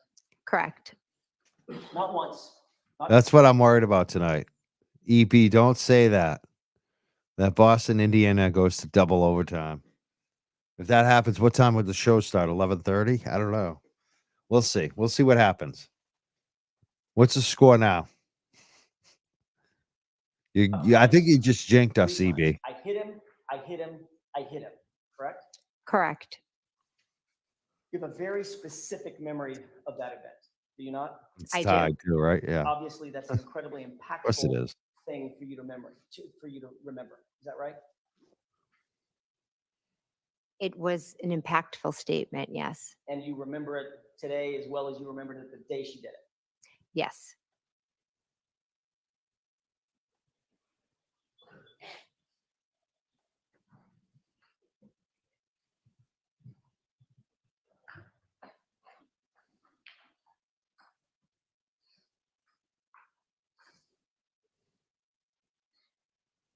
I'm gonna have just a moment. Thank you.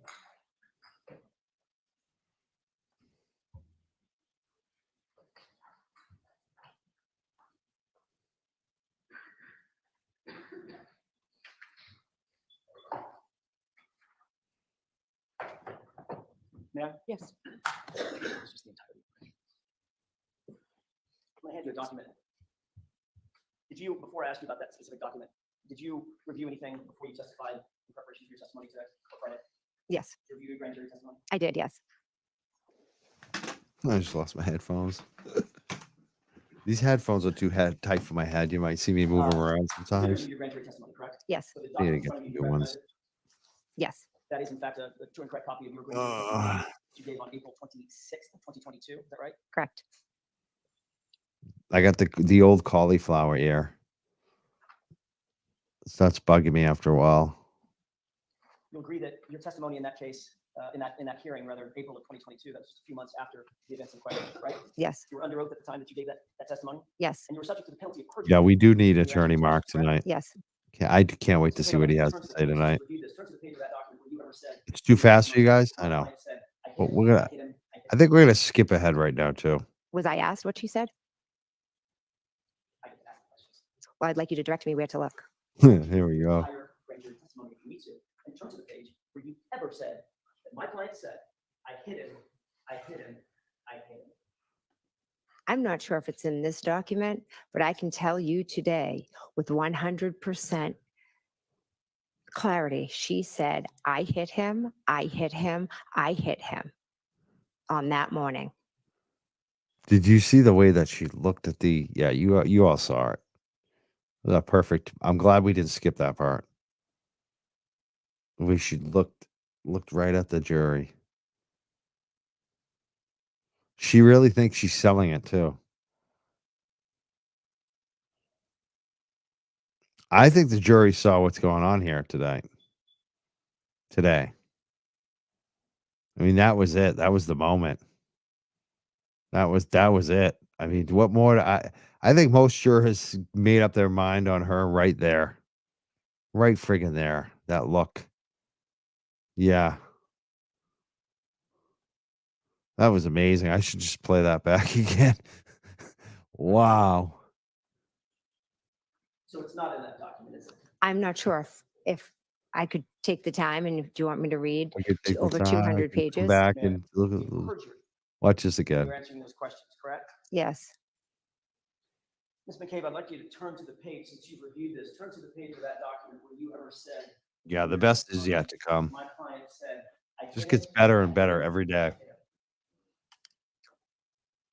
Was I asked what she said? And you know what's funny? This comment just came in. Well, I'd She's like you to direct me where bad to look. actress. And I know all about this because I've tried acting and it's very difficult. I'm a bad actor. I am not a good actor. She is a bad actress. I don't know if she realizes it. Maybe she realizes it tonight after watching herself. I hope. The entire grand jury testimony if you need to, and turn to the page where you ever said that my client said, I hit him, I hit him, I hit him. I'm not sure if it's in this document, but I can tell you today with 100%. Look, she's no longer answering Alan Jackson. Now, he asked her a question, is it in the documents? Did you say that? And then any of this documented testimony and any of the reports? Nope, you never said it. But she can't say that she never said it, even though she knows she didn't. Then she doesn't answer Alan Jackson, turns to the jury and says this ridiculous. Clarity. She said, I hit him, I hit him, I hit him on that morning. And then the hand thing when she was all like, then she clasped like, oh. Yeah, she has zero self-awareness. Yeah, she looks right at the jury. right when she's lying. This is unbelievable. So it's not in that document, is it? I'm not sure if I could take the time and do you want me to read over 200 pages? May I approach? Yes. No, I don't want to take the time. Because you just indicated that you reviewed this document. Angry. Right? Correct. So you've gone Correct. over it recently. Correct. A few weeks back. You don't need to read it. You know that you never Right. testified to that Correct. in the grand jury in April of 2022. If I was ever I don't know interviewing that her, as if a she was fact. ever I on would my have to show, like for reread. instance, it would be like, you know what? Get the hell out. You're done. She is so freaking rude. Correct. I'd be like, correct. You're out of here, honey. Get the hell out of here.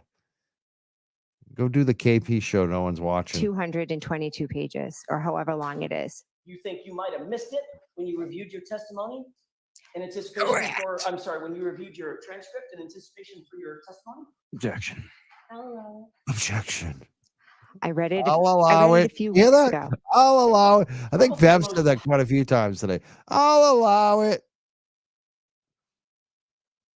Yeah, Bev. I think Bev is starting to. She knows. Powerful part of your testimony, ma'am. And I will never forget it. Objection. Okay, so that's stricken. Would you agree? Do you think that's a powerful part of your testimony? Objection. I'll allow that. It is, yes. Did you see it in the transcript? I cannot recall. It's over 200 pages.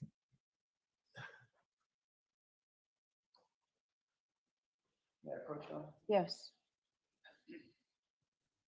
These are select pages.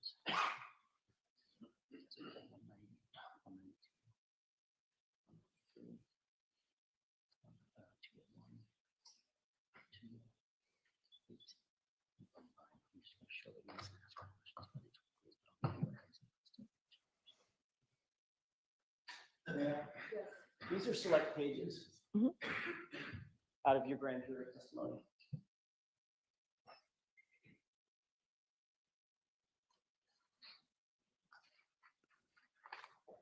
Isn't it true, Ms. McCabe, that you were asked when you testified no fewer than 12 times what my client said, either at the scene or on the way to the scene?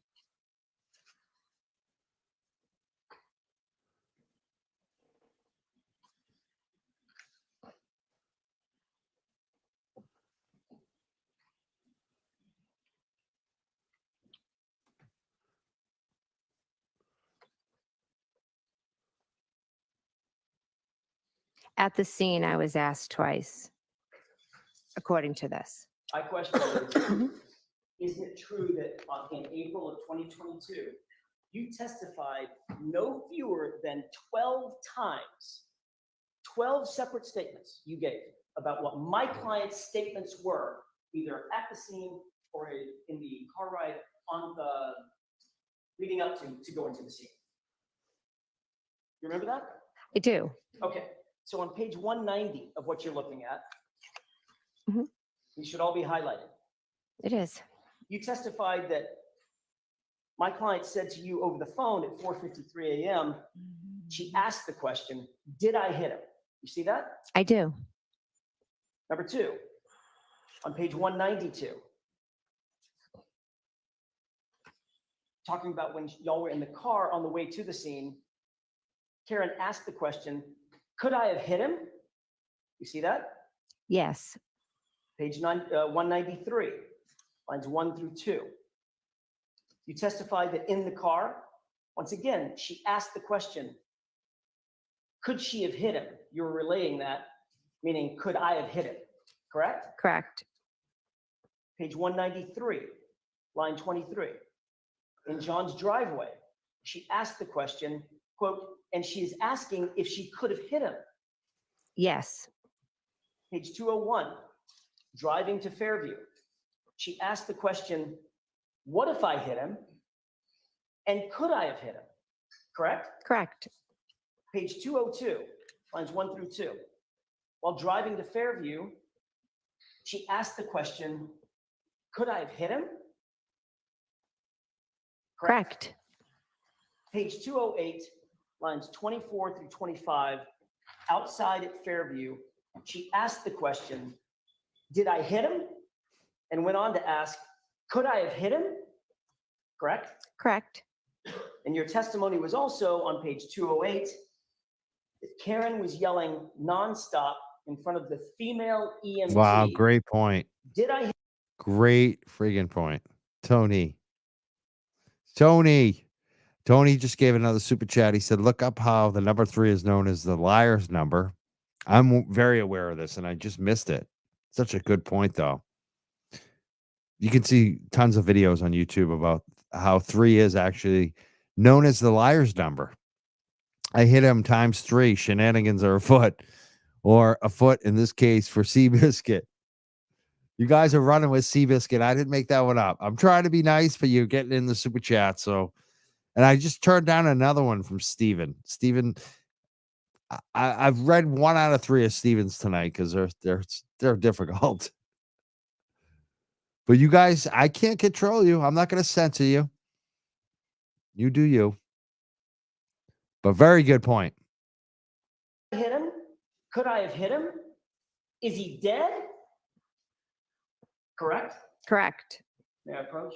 Yes.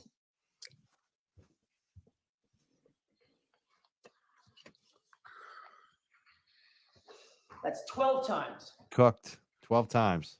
that you reiterated under oath, under penalty of perjury in April of 2022, what my client's statements were either at the scene or leading up to getting to the scene, correct? Correct. Every single one of those, 12 separate times, you indicated that she asked a question, something like, could I have hit him or did I hit him, correct? Correct. Not one time in that testimony did you say she declared, I hit him, I hit him, I hit him. Did you? The questions that were asked, when she said, I hit him, I hit him, I hit him, that was at the scene in response to an officer asking questions. What I just read was us when she first called me, or when we were driving in the car, Yeah, she does or again. when we were at John's house. So I was answering the question that I was asked. So you believe that you weren't asked the question, did she say to an officer, I hit him, I hit him, I hit him? And if you're not asked the question, did she say to an officer, I hit him, I hit him, I hit him? You're not going to volunteer that she said, I hit him, I hit him, I hit him. That's your testimony. No, that's not. Your testimony. My testimony is an officer was asking her what his name was and different things about him. And at that point, she was saying, I hit him, I hit him, I hit him. Which officer? I do not recall. Well, you recall the I hit him. You just told me that was the most impactful thing in the morning. It was shocking. So what officer did she say this to, supposedly? I was more focused on her and her hysteria than which officer was asking the question. So you have no idea who the officer was even, correct? I'm not sure which officer was asking her. It could have been an EMT. Someone said, what is his name? Does he have medical conditions? How old is he? But you were asked that question, ma'am. On page 208, you were asked what she said in front of the female EMT who was asking her questions. And her answer was, I'm sorry, your answer was, she said, did I hit him? Could I have hit him? Is he dead? Mhm. Is that right? That is correct. That But- might have been a good time to offer up that she confessed, I hit him, I hit him, I hit him, right? Objection.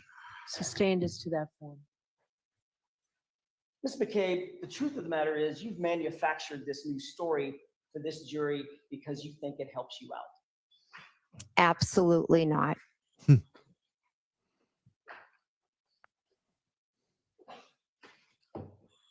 You called 911 at 6:04 a.m. Is that right? Yes. Your Honor, with the court's permission, Exhibit 36 has already been marked and entered. I would ask to play a portion of that 911 tape, not the entirety of it. Okay.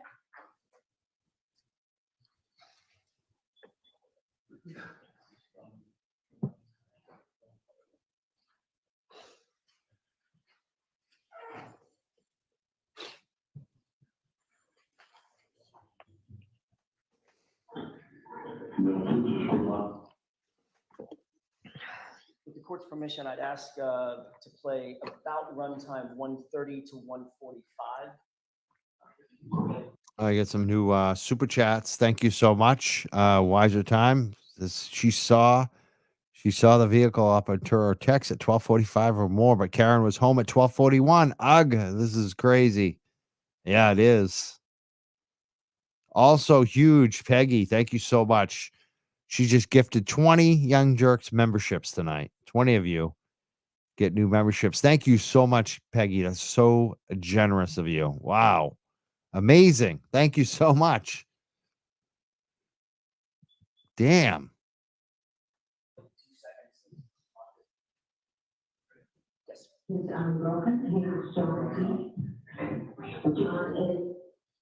you recognize the voice on that tape? Yes, that's mine. That appear to be a true and accurate, at least that portion, a true and accurate reporting of the 911 call that you made that morning? It was a very brief clip. I'd have to hear more. Go ahead and play, starting at runtime 1:30 to about 1:45. 46 years old. 46, how long you been outside? I don't know. I don't know. He got out of the car and Stop. Was that you? Yes, that was. Is that the 911 call? Yes, it was. And what did you just say? I said, I don't know. He got out of the car. He got out of the car, Mhm. is what you said, correct? Yes, How did she know? And this was at 6:03 in the morning, correct? correct. This is before you ever talked to Brian Albert, Correct. before you ever talked to your sister Nicole Albert, Correct. before you ever talked to Chris Albert, Correct. before you ever talked to Julie Albert. Correct. You hadn't talked to anybody at this point other than Terry Roberts, correct? And Karen Reed. And my client. Correct. And in that 911 call, you said he got out of the car, didn't you? I did because Karen Reed had told me that she had left him there. Your words were, he got out of the car, correct? Correct. Did you make any other calls other than to 911? I called my sister. What time was that? I believe it was after the 911, but I'm not sure. You claim that your sister didn't answer, is that right? She did not answer. But you do know that your phone extraction shows that that was an answered call at 6:07. If that's what it shows, but I can tell you she did not answer the phone. And you are as sure about that as you are, my client said, I hit him 3 times, right? I certainly am, yes. You also called her at 6:08. I might have called her twice, yes. Your Honor, I have an exhibit. This may be as good a time as any to take a break. If you wish, I just have to cue it up. It's up to you. I don't mind. Folks, we'll take the morning.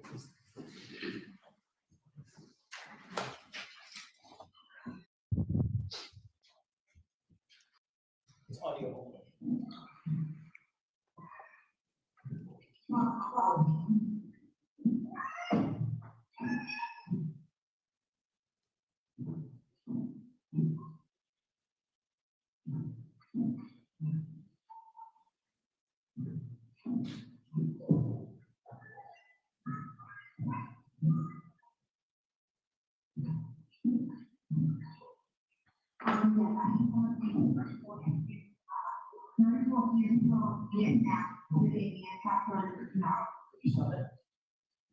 Mr. McCabe, I've paused the audio tape just to ask you a couple of foundational questions. Do you recognize what's on that audio tape?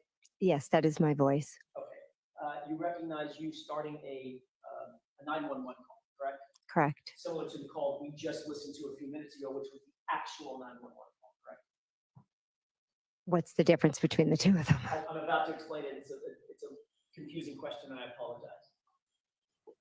This appears to be a open voicemail overhearing your 911 call. You recognize that? Now that you explain it, okay.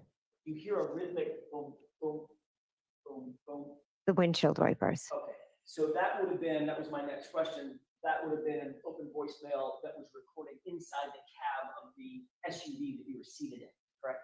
Correct. Overhearing you call 911 and overhearing whatever else was going on, ambient noise at the scene, correct? Correct. Does that sound like a true and correct copy of at least a portion of the 911 call that you heard? I have to listen to it again, but Well, why don't we continue listening to it and see if you recognize it? okay. With your permission? Yes. It's about, by the way, it's about 4 minutes in total, Your Honor.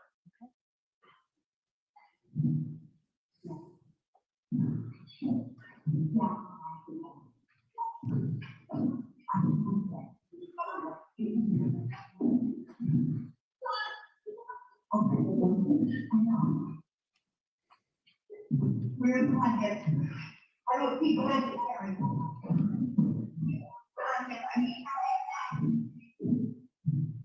Pause it. Do you hear a person in the background screaming? Yes, Who is that? Miss Reed.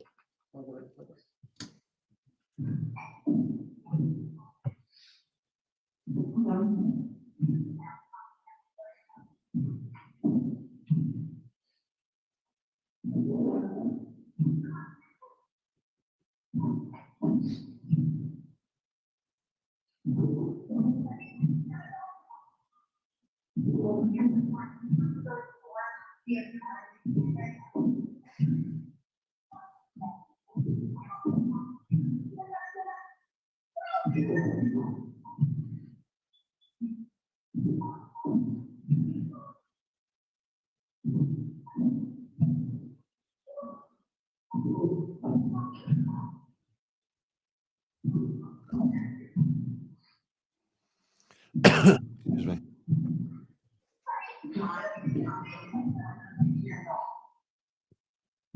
Some of our comments keep saying the feds were in court today. I wouldn't doubt it.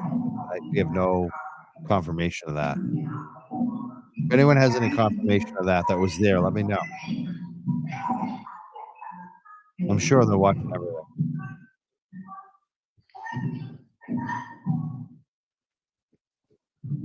I don't even know you need. I think they need to be in court either. They can just watch what is going on TV. So.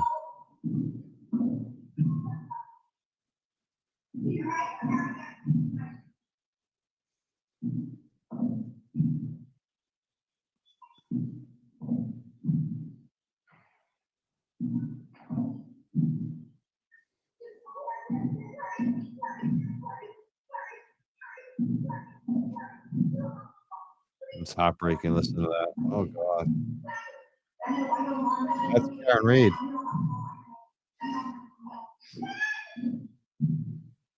That doesn't sound like acting to me. That sounds real. Yeah, Jen didn't have any emotion in she this. I think she would.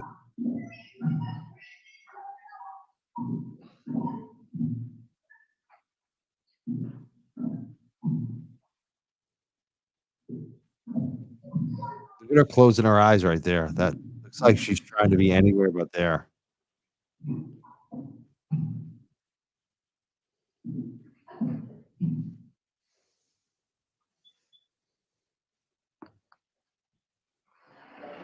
Did you hear the audio recording that we just marked into evidence? I did. It was very muffled and some parts were very hard to understand. Understood. Mhm. The person on the phone, who was that person? I called. So all she had to say about it is that it was very muffled and hard to understand. That's that's a strange response, man. I could hear Karen's screams. Even if it was muffled and with the windshield wiper going. I wasn't there and I found it hard to listen to. So I don't know how someone who was actually at the scene of this event. It's just very cold. Called 911. And the person that was, for the most part, the person's voice that you could hear screaming, sounding sort of hysterical, who was that? Karen. Could you also hear Yeah, Karen Roberts' good voice? comment here. at Not various sad times and hard to throughout hear. Yes. And she was Talk about the lack of a quality of better the. word, trying to calm Karen down. It's almost like she was listening to a podcast and complaining about the bad sound on it. You know what I mean? Like that would be an appropriate comment, if you were listening to a podcast and the sound wasn't good, maybe. But on that kind of recording, you would think she would be sad. Hmm. To quote Jen, honestly, Jen, really, Jen. Yes, And I, at some point, telling her to just shut up, you're not helping, yes, exactly. because she was so hysterical and so upset. Erratic. I want to play the rest of this. It appears that Yeah, they this told Jen recording is longer Karen to shut up. than your 911. You're annoying us, Karen. Well, I'd have to Grief see. is So the annoying. 911 call's already ended. That was correct? cold too. I'm not sure how long was the 911 call. Okay, this is about 3.5 minutes into a 4-minute recording. My only question is, would you agree that the 911 call is subsumed within this whole 4-minute recording? I couldn't make that from that muffled. You couldn't tell? when you I did it? couldn't tell. So if you have my phone record, you could, I'm assuming, tell when the 911 call ended, because I know the 911 call was long because there were multiple, they had transferred me multiple times. Right. My question to you is, I'd like you to listen very, very closely, and I know that it is a muffled recording by Mhm. definition. I'm not gonna do that. From this point forward, I want you to pay very close attention. I want to ask you if you hear a voice, very muffled, toward the end of this recording. If you play it with your permission. Yes. Now I'm going to speed this up to the end. Speed this up to the very end right now. For Brian Tully, I believe, and another woman, I can't remember her name, unfortunately. Someone from the DA's office? Yes.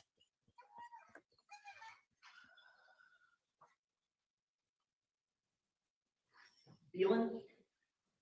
No. Lynn Beelan? No, she's here today. She works with Steve Nelson. But an employee of the DA's office? Yes. That sounds like a pretty big meeting. I wouldn't call it a big meeting. There was, I went too That far you forward, laid actually. out for her in this timeline meeting you had with her, correct? Objection. So it's sustained as to that form. You can ask that question in a proper way. The everything you referred to in that text in real time was what you had worked out. I'm going to jump out for a in that second. I'll be right timeline. back too. Wasn't it? That was the everything you were referring to, correct? incorrect. We never worked together to come up with the story. We have the facts, and the everything was a comment about your client. You went on in your group chat with Brian Albert, Nicole Albert, and Matt McCabe to give running updates about whether or not Carrie Roberts was actually following the script, correct? Incorrect. There was no script. 167. Matt McCabe texted the group, Brian, comma, sitting separate, end quote, correct? Yes. Sounds like Matt McCabe is reporting back to Brian Albert, following your instructions, we're sitting separate. Objection. Sustained.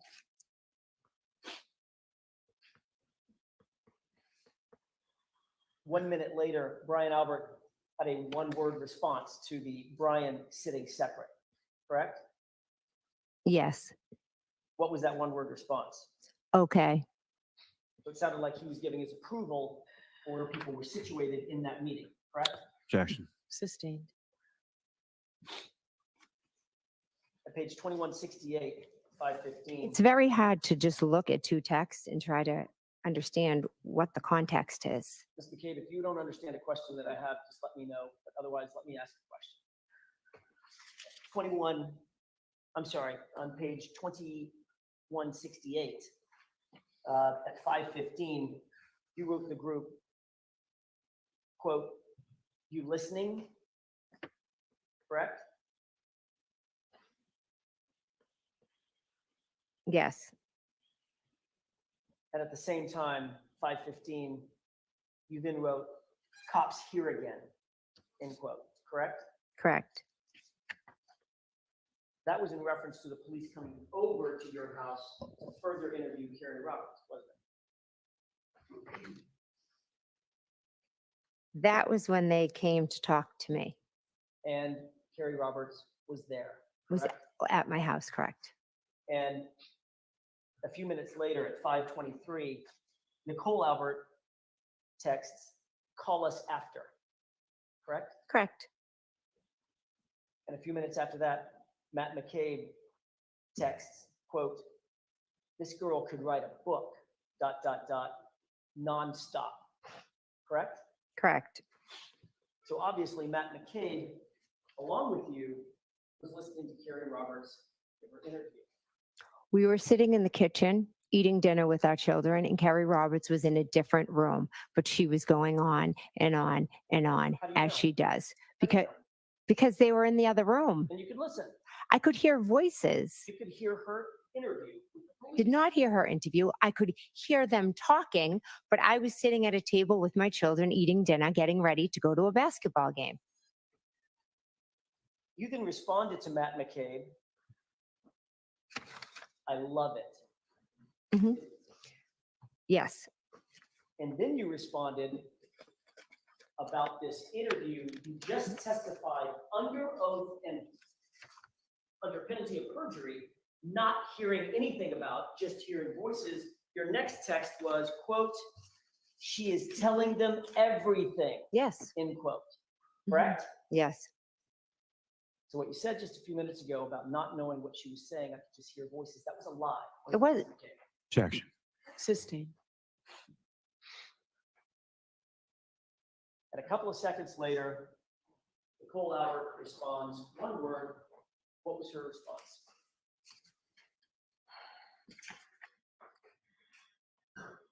Good.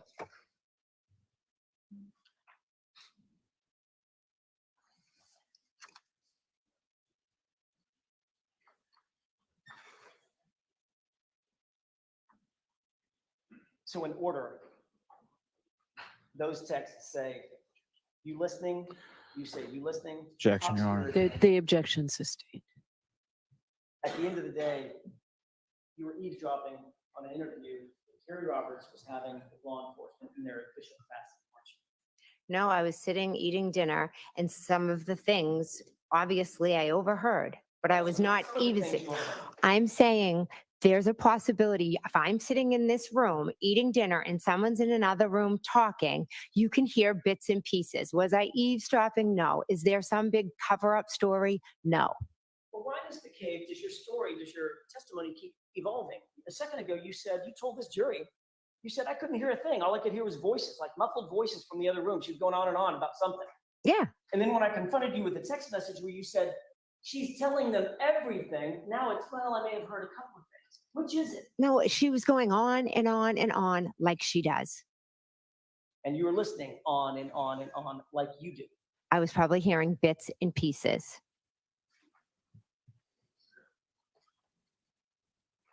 Why was it so important to report back to the group that you were happy that Carrie Roberts was saying, quote, "everything"? Objection. I'll allow it.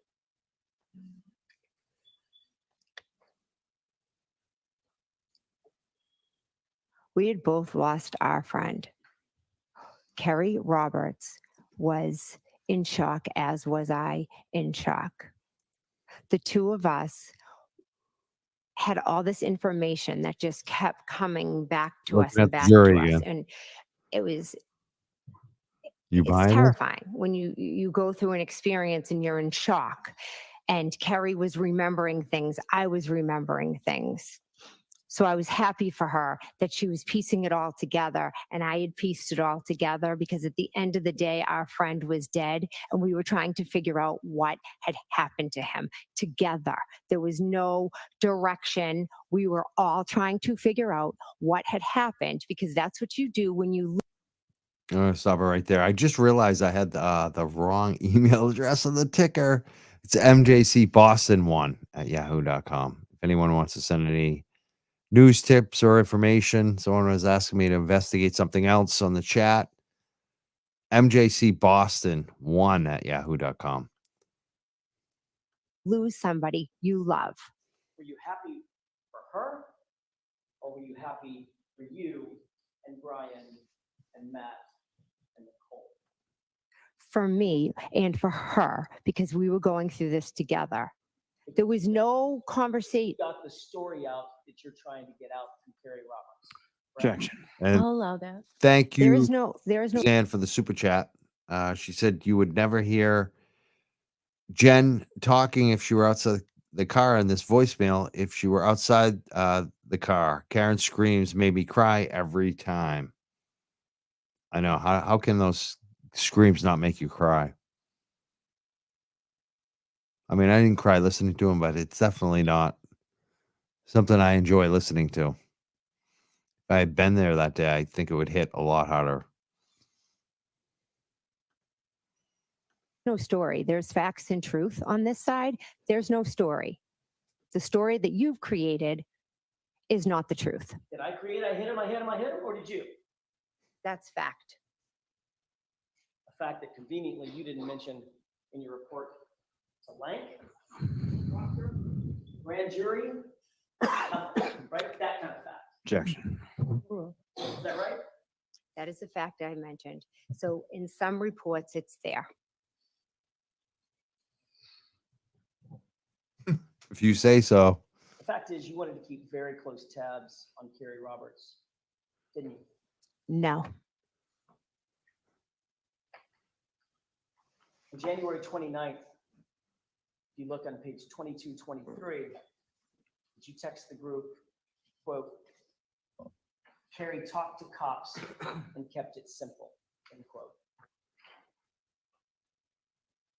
Yes. Okay, it's becoming a habit Yes. for you Yes. to keep tabs on Carrie Roberts, isn't it? in your Objection. Sustained. You'll agree that over and over and over and over again, you're reporting to this tight group, Nicole, Brian Albert, your husband, how Carrie's doing in her stories to the police, aren't you? Over and over and over. I am telling them what is going on. I wouldn't say it. Well, let's count them. Was Let's there count them. 4 of them? You're saying over and over and over and over. It's a bit extreme. I see. So you take issue with the way that I phrased over and over and over. Well, it's misleading, I believe. I see. Okay. Well, let me see if I can try this in a non-misleading way, Mr. Kane. Okay. She wants to lead the cross now. She wants to be in charge. She wants to be Alan Jackson. She wants to do his job for him. Like he needs help. You consistently reported back to Unbelievable. how Carrie Roberts was doing with the police, didn't you? I would update them after Kerry saw and spoke to the police. Look at the way Again, she's looking again. we were all trying to figure out Very- what had happened to John. There's yet another text from Brian's wife, Nicole, on January 29th, and this is on page 2226. Drink that clear liquid. She Gulp. says, quote, we'll get more info tomorrow. Don't want to text about it, end quote. She needs some And hydration you there. texted right, correct? Correct. What's that about? Objection. I'll allow it. We decided that we would talk on the phone. My children look on my phone. Her children look on her phone. We were working with the police. I was sharing information the and police a lot. everything that had happened. We didn't want it to leave our little circle Little because circle. we were trying to figure out what happened, and we're not going to go running around letting people see, oh my gosh, they think this might have happened or that might have happened. It was nothing more than let's not text about it. So you wanted to keep it, in your words, in your little circle, correct?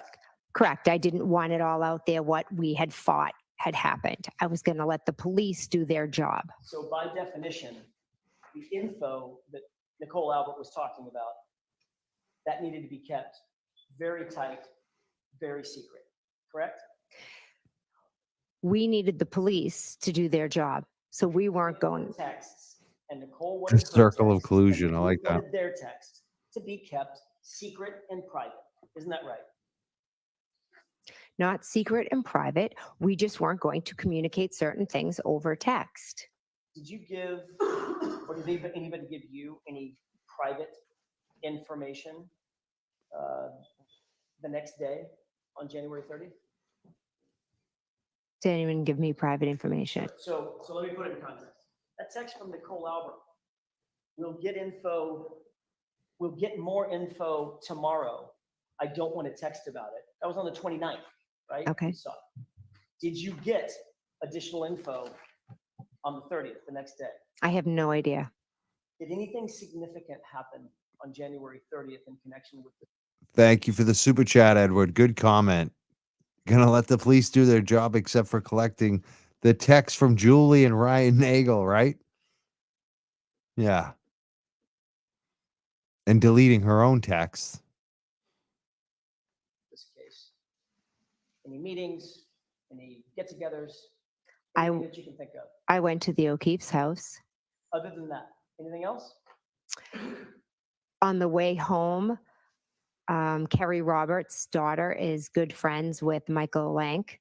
So we dropped her off at Michael Lank's house, and Mike's wife came out of the house. Him and Kerry are friends, and she, jumped in the car and was consoling Kerry and asks how the O'Keefes were doing.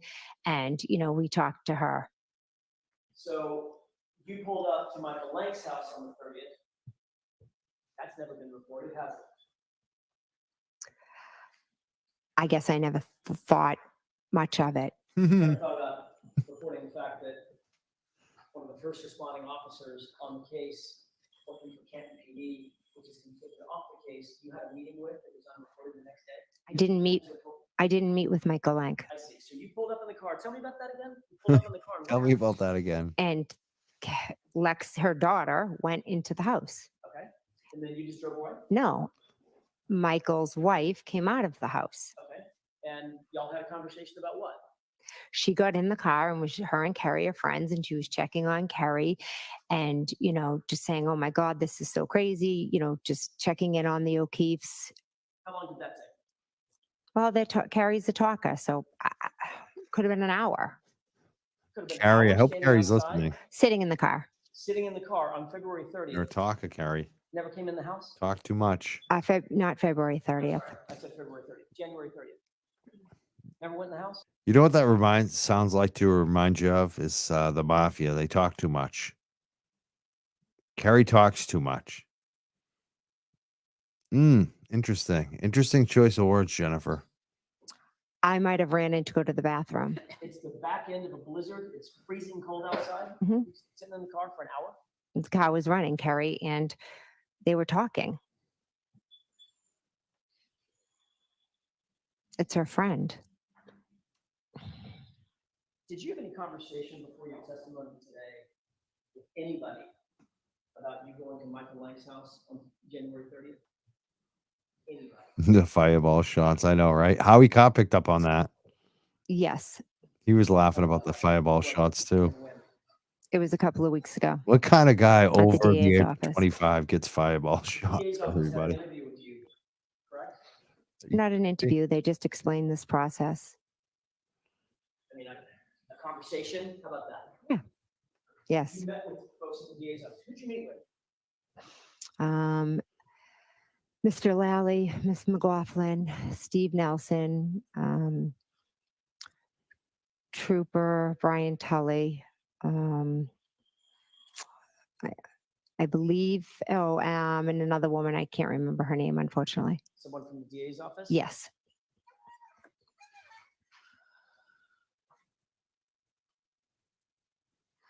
Beelan? No, Lynn Beelan?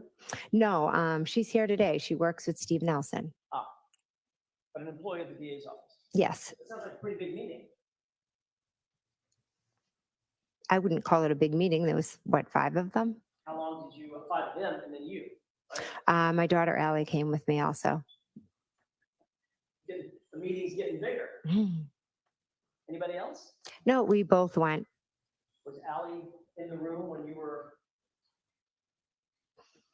I'm going to say interviewed, but you take issue with every word I use. when you were talked to by the DA? Ally and I were both in the room when they went over everything, how this all works, because this is all brand new to us. And then they asked me to leave the room.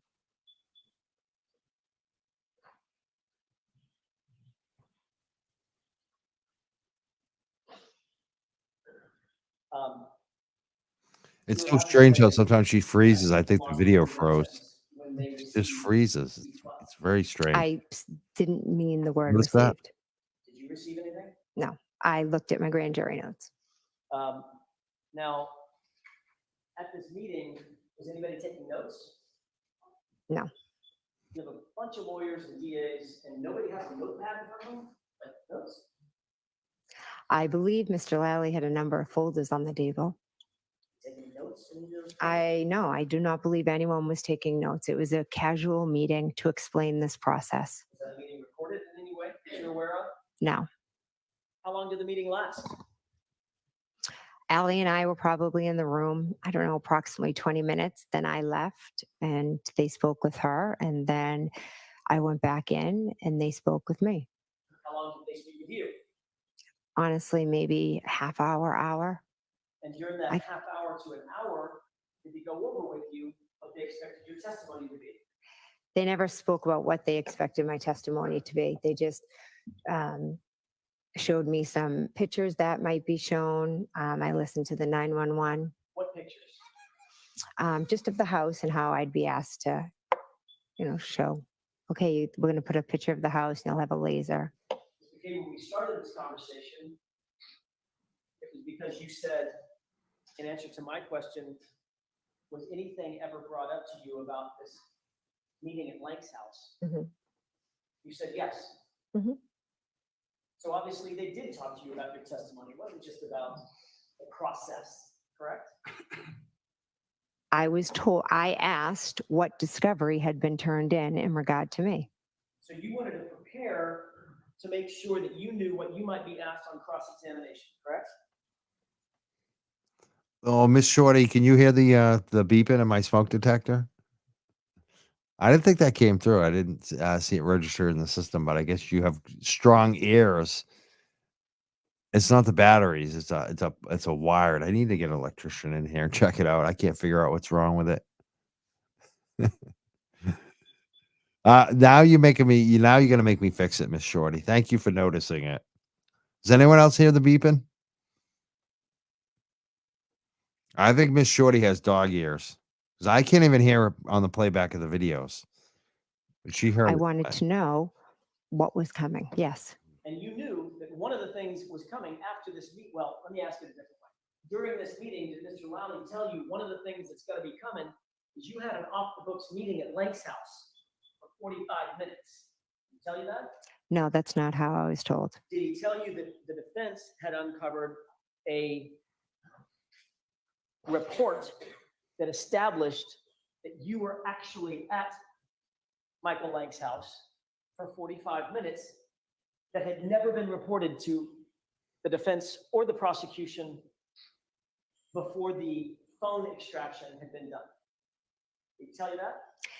I was asked, oh, were you at Michael Lank's on the 30th? So you've had a lot of time to come up with a story about why you were at Michael Lank's, correct? Objection. I'll allow it. I didn't need time to make up a story because I have the truth of why we went. And the truth, according to you, is you pulled up at Michael Lank's house. The first responding officer and friends of the Alberts had a meeting with him the next day that was never reported to anybody for any purpose. You just met with his wife out in the car while the car was running for 45 minutes to an hour. That's your story. It's not a story, it's the truth. Carrie dropped her daughter off. The wife came out. Carrie is a talker. They started talking. A tragedy had happened the day before. It is interesting, would you not agree, that the day before you had this off-the-books meeting at Michael Lank's house, Nicole Albert says, we'll get more info tomorrow, meaning the very day You show I up love at how you Mike guys are Lance. just noticing it now, but you're saying it's been beeping for weeks. It has been actually. I know, right? I need to get it fixed. It's one of those ones that's wired and it definitely needs to be replaced. It's like, when do I have time to call a freaking electrician? My girlfriend's listening upstairs, so she's gonna be all over me about this now. Hopefully, it doesn't screw up her podcast. Then I'm really screwed.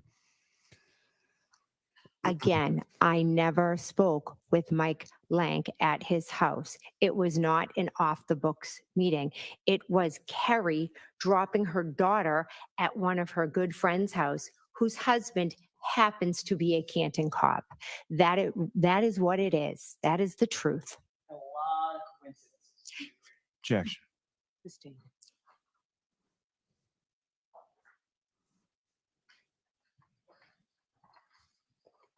Yeah, just call me out. Yes.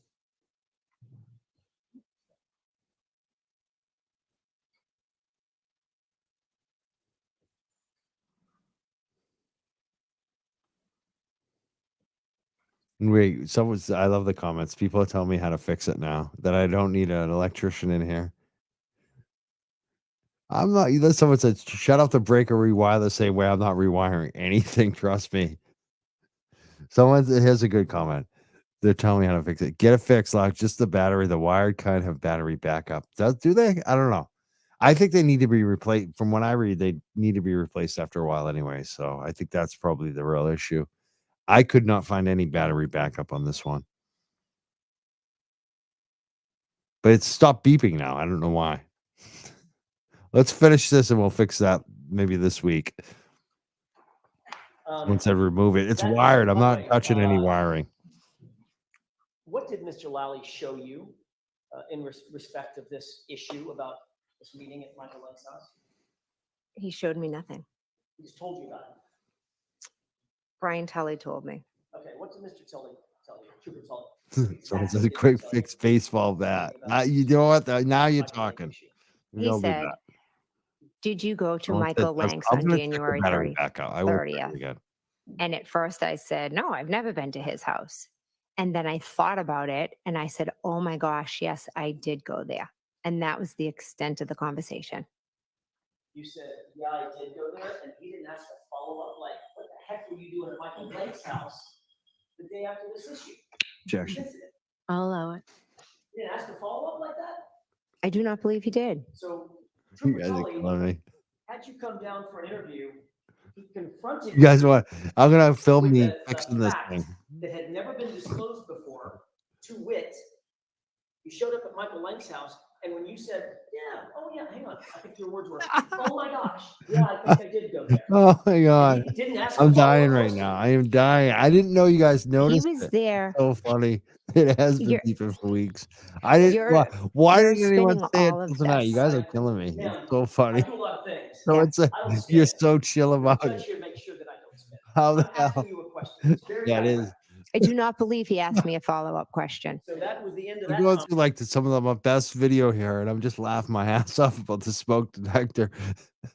It's been beeping for weeks, and you're so chilled. You may seem as crazy as Jen. I know, right? It's because I'm listening to the video.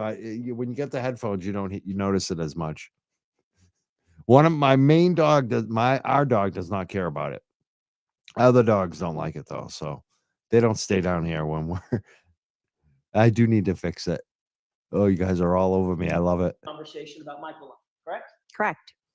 Mr. Lally didn't have any follow-up questions. I don't believe Mr. Lally was in the room. Who else? I thought you said Mr. Lally, Ms. McLaughlin. They were. They might not have been in the room at that time. I see. So Mr. Lally just happened to, just saunter out? It was a different time. So Mr. Lally was in and out of the conversation? Mr. Lally was not there when this conversation happened. Well, why is that? Because I met with Brian Tully and he was not there. Is Brian Tully taking notes? No, He's a state trooper interviewing a witness, and He was- Objection.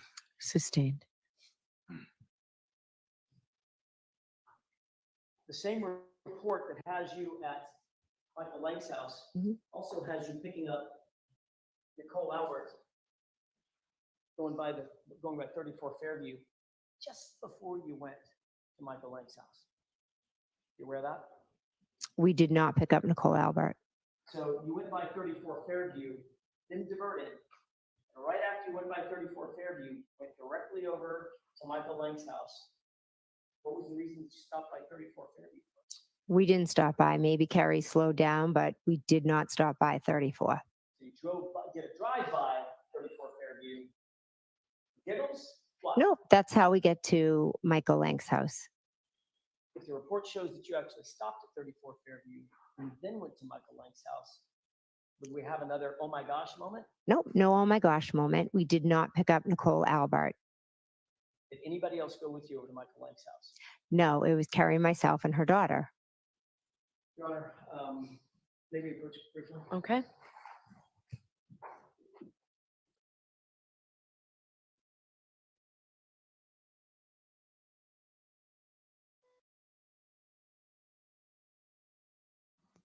All right, folks, we're going to take a break now. And we're going to come back after the Celtics game with a new stream with Attorney Betterow. We'll see you in probably like, I don't know, 20 minutes or so. Tomorrow's going to be interesting too, 9 a.m. So it's break time. We'll see you in a few minutes. A new stream, Young Jerks with Attorney Betterow. Thank you so much for all the comments tonight. And I'm just checking. Jurors, we're going to try and go right up to 1 o'clock. Okay. Ask Mark and Maz if they heard the beep. All right, everyone. We will see you McCabe, in a little bit here. In some detail about your calls with John O'Keefe on the morning of January 29th. Do you recall that Yes. conversation? I want to focus your attention on or about or at or about 12:14 a.m., moving up to about 12:50 a.m. You have that time in mind? Yes, You've seen the celebrate extraction from John O'Keefe's phone, which Mr. Lally showed you the other day, correct? correct. And you went through the series of phone calls that were made and that appear on his extraction report, correct? Correct. I just want to run through those time-wise very quickly, just to orient you, if I can, and then I'll ask you some specific questions about it. There was a call at 12:14 a.m., correct? Correct. That was a call that you indicated was answered. You had a conversation with Mr. O'Keefe. Correct. There was a call at 12:18 and 47 seconds. That call also was answered by you. John O'Keefe made that phone call, correct? Correct. Then there's the 12:29 and 44 second call that you indicated was not answered. Correct. And that was a call to you, from you to him. Correct. There was a 12:41 call from you to John O'Keefe, correct? That was, Correct. there was a 12:41 and 54 second call from you to him. Is that right? Correct. There was a 12:43 and 19 second call from you to him. Correct. 12:46 a.m. and 16 seconds from you to him. Correct. 12:47 and 52 seconds from you to him. Correct. And 12:50 and 37 seconds from you to him, correct? Correct. You saw in his extraction report that all of those calls after 12:18 were missed calls, correct?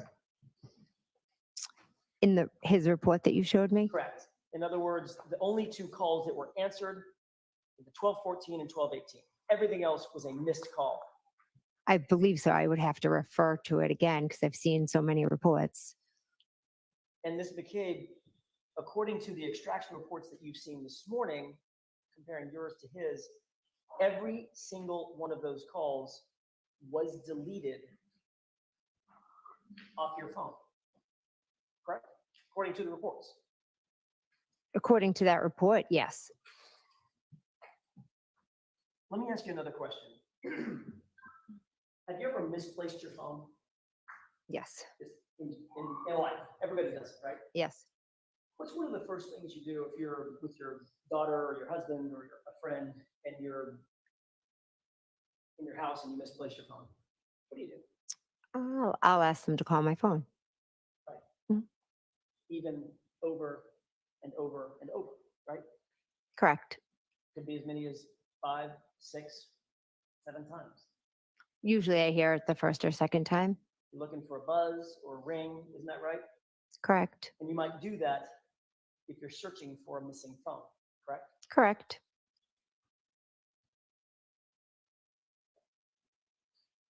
With regard to the call that were deleted from your phone, you were asked about this under oath at another proceeding, weren't you? Correct. And you claimed at another proceeding that you had an explanation for all these missed calls starting at 12:29, 12:41, 12:41, 12:43, 12:46, 12:47, 12:50. Mhm. You have an explanation for that, right? Can I see the report? I'm asking you about your prior testimony. And I'm asking, About these calls, yes, I'm asking, can I see it, please? I'm asking you a different question. At this other proceeding, which Mhm. you were under oath, Yes. you explained that these calls were what? These missed calls, incessant missed calls. What were they? You used a word. Matter of fact, 2 words. I believe I used the word butt dials.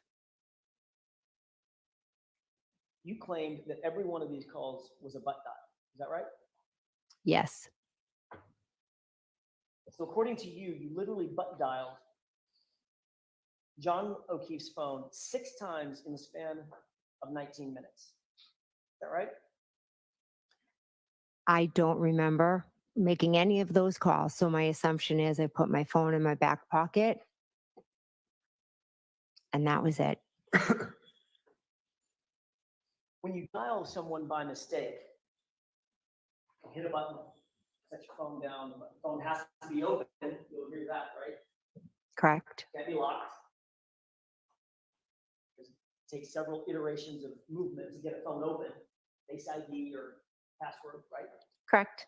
So when you hit the button by mistake, walk away, that's a butt dial. People call butt dials. What happens with the call? I assume it goes to voicemail. It's a good assumption, because that's exactly what it does, isn't it? You've had a phone for a lot of years, right? Yes. It rings and rings and rings until it goes to voicemail. Correct. So in order to hang up that butt dial, you have to interact with I the just phone want to tell anyway. you all Yes.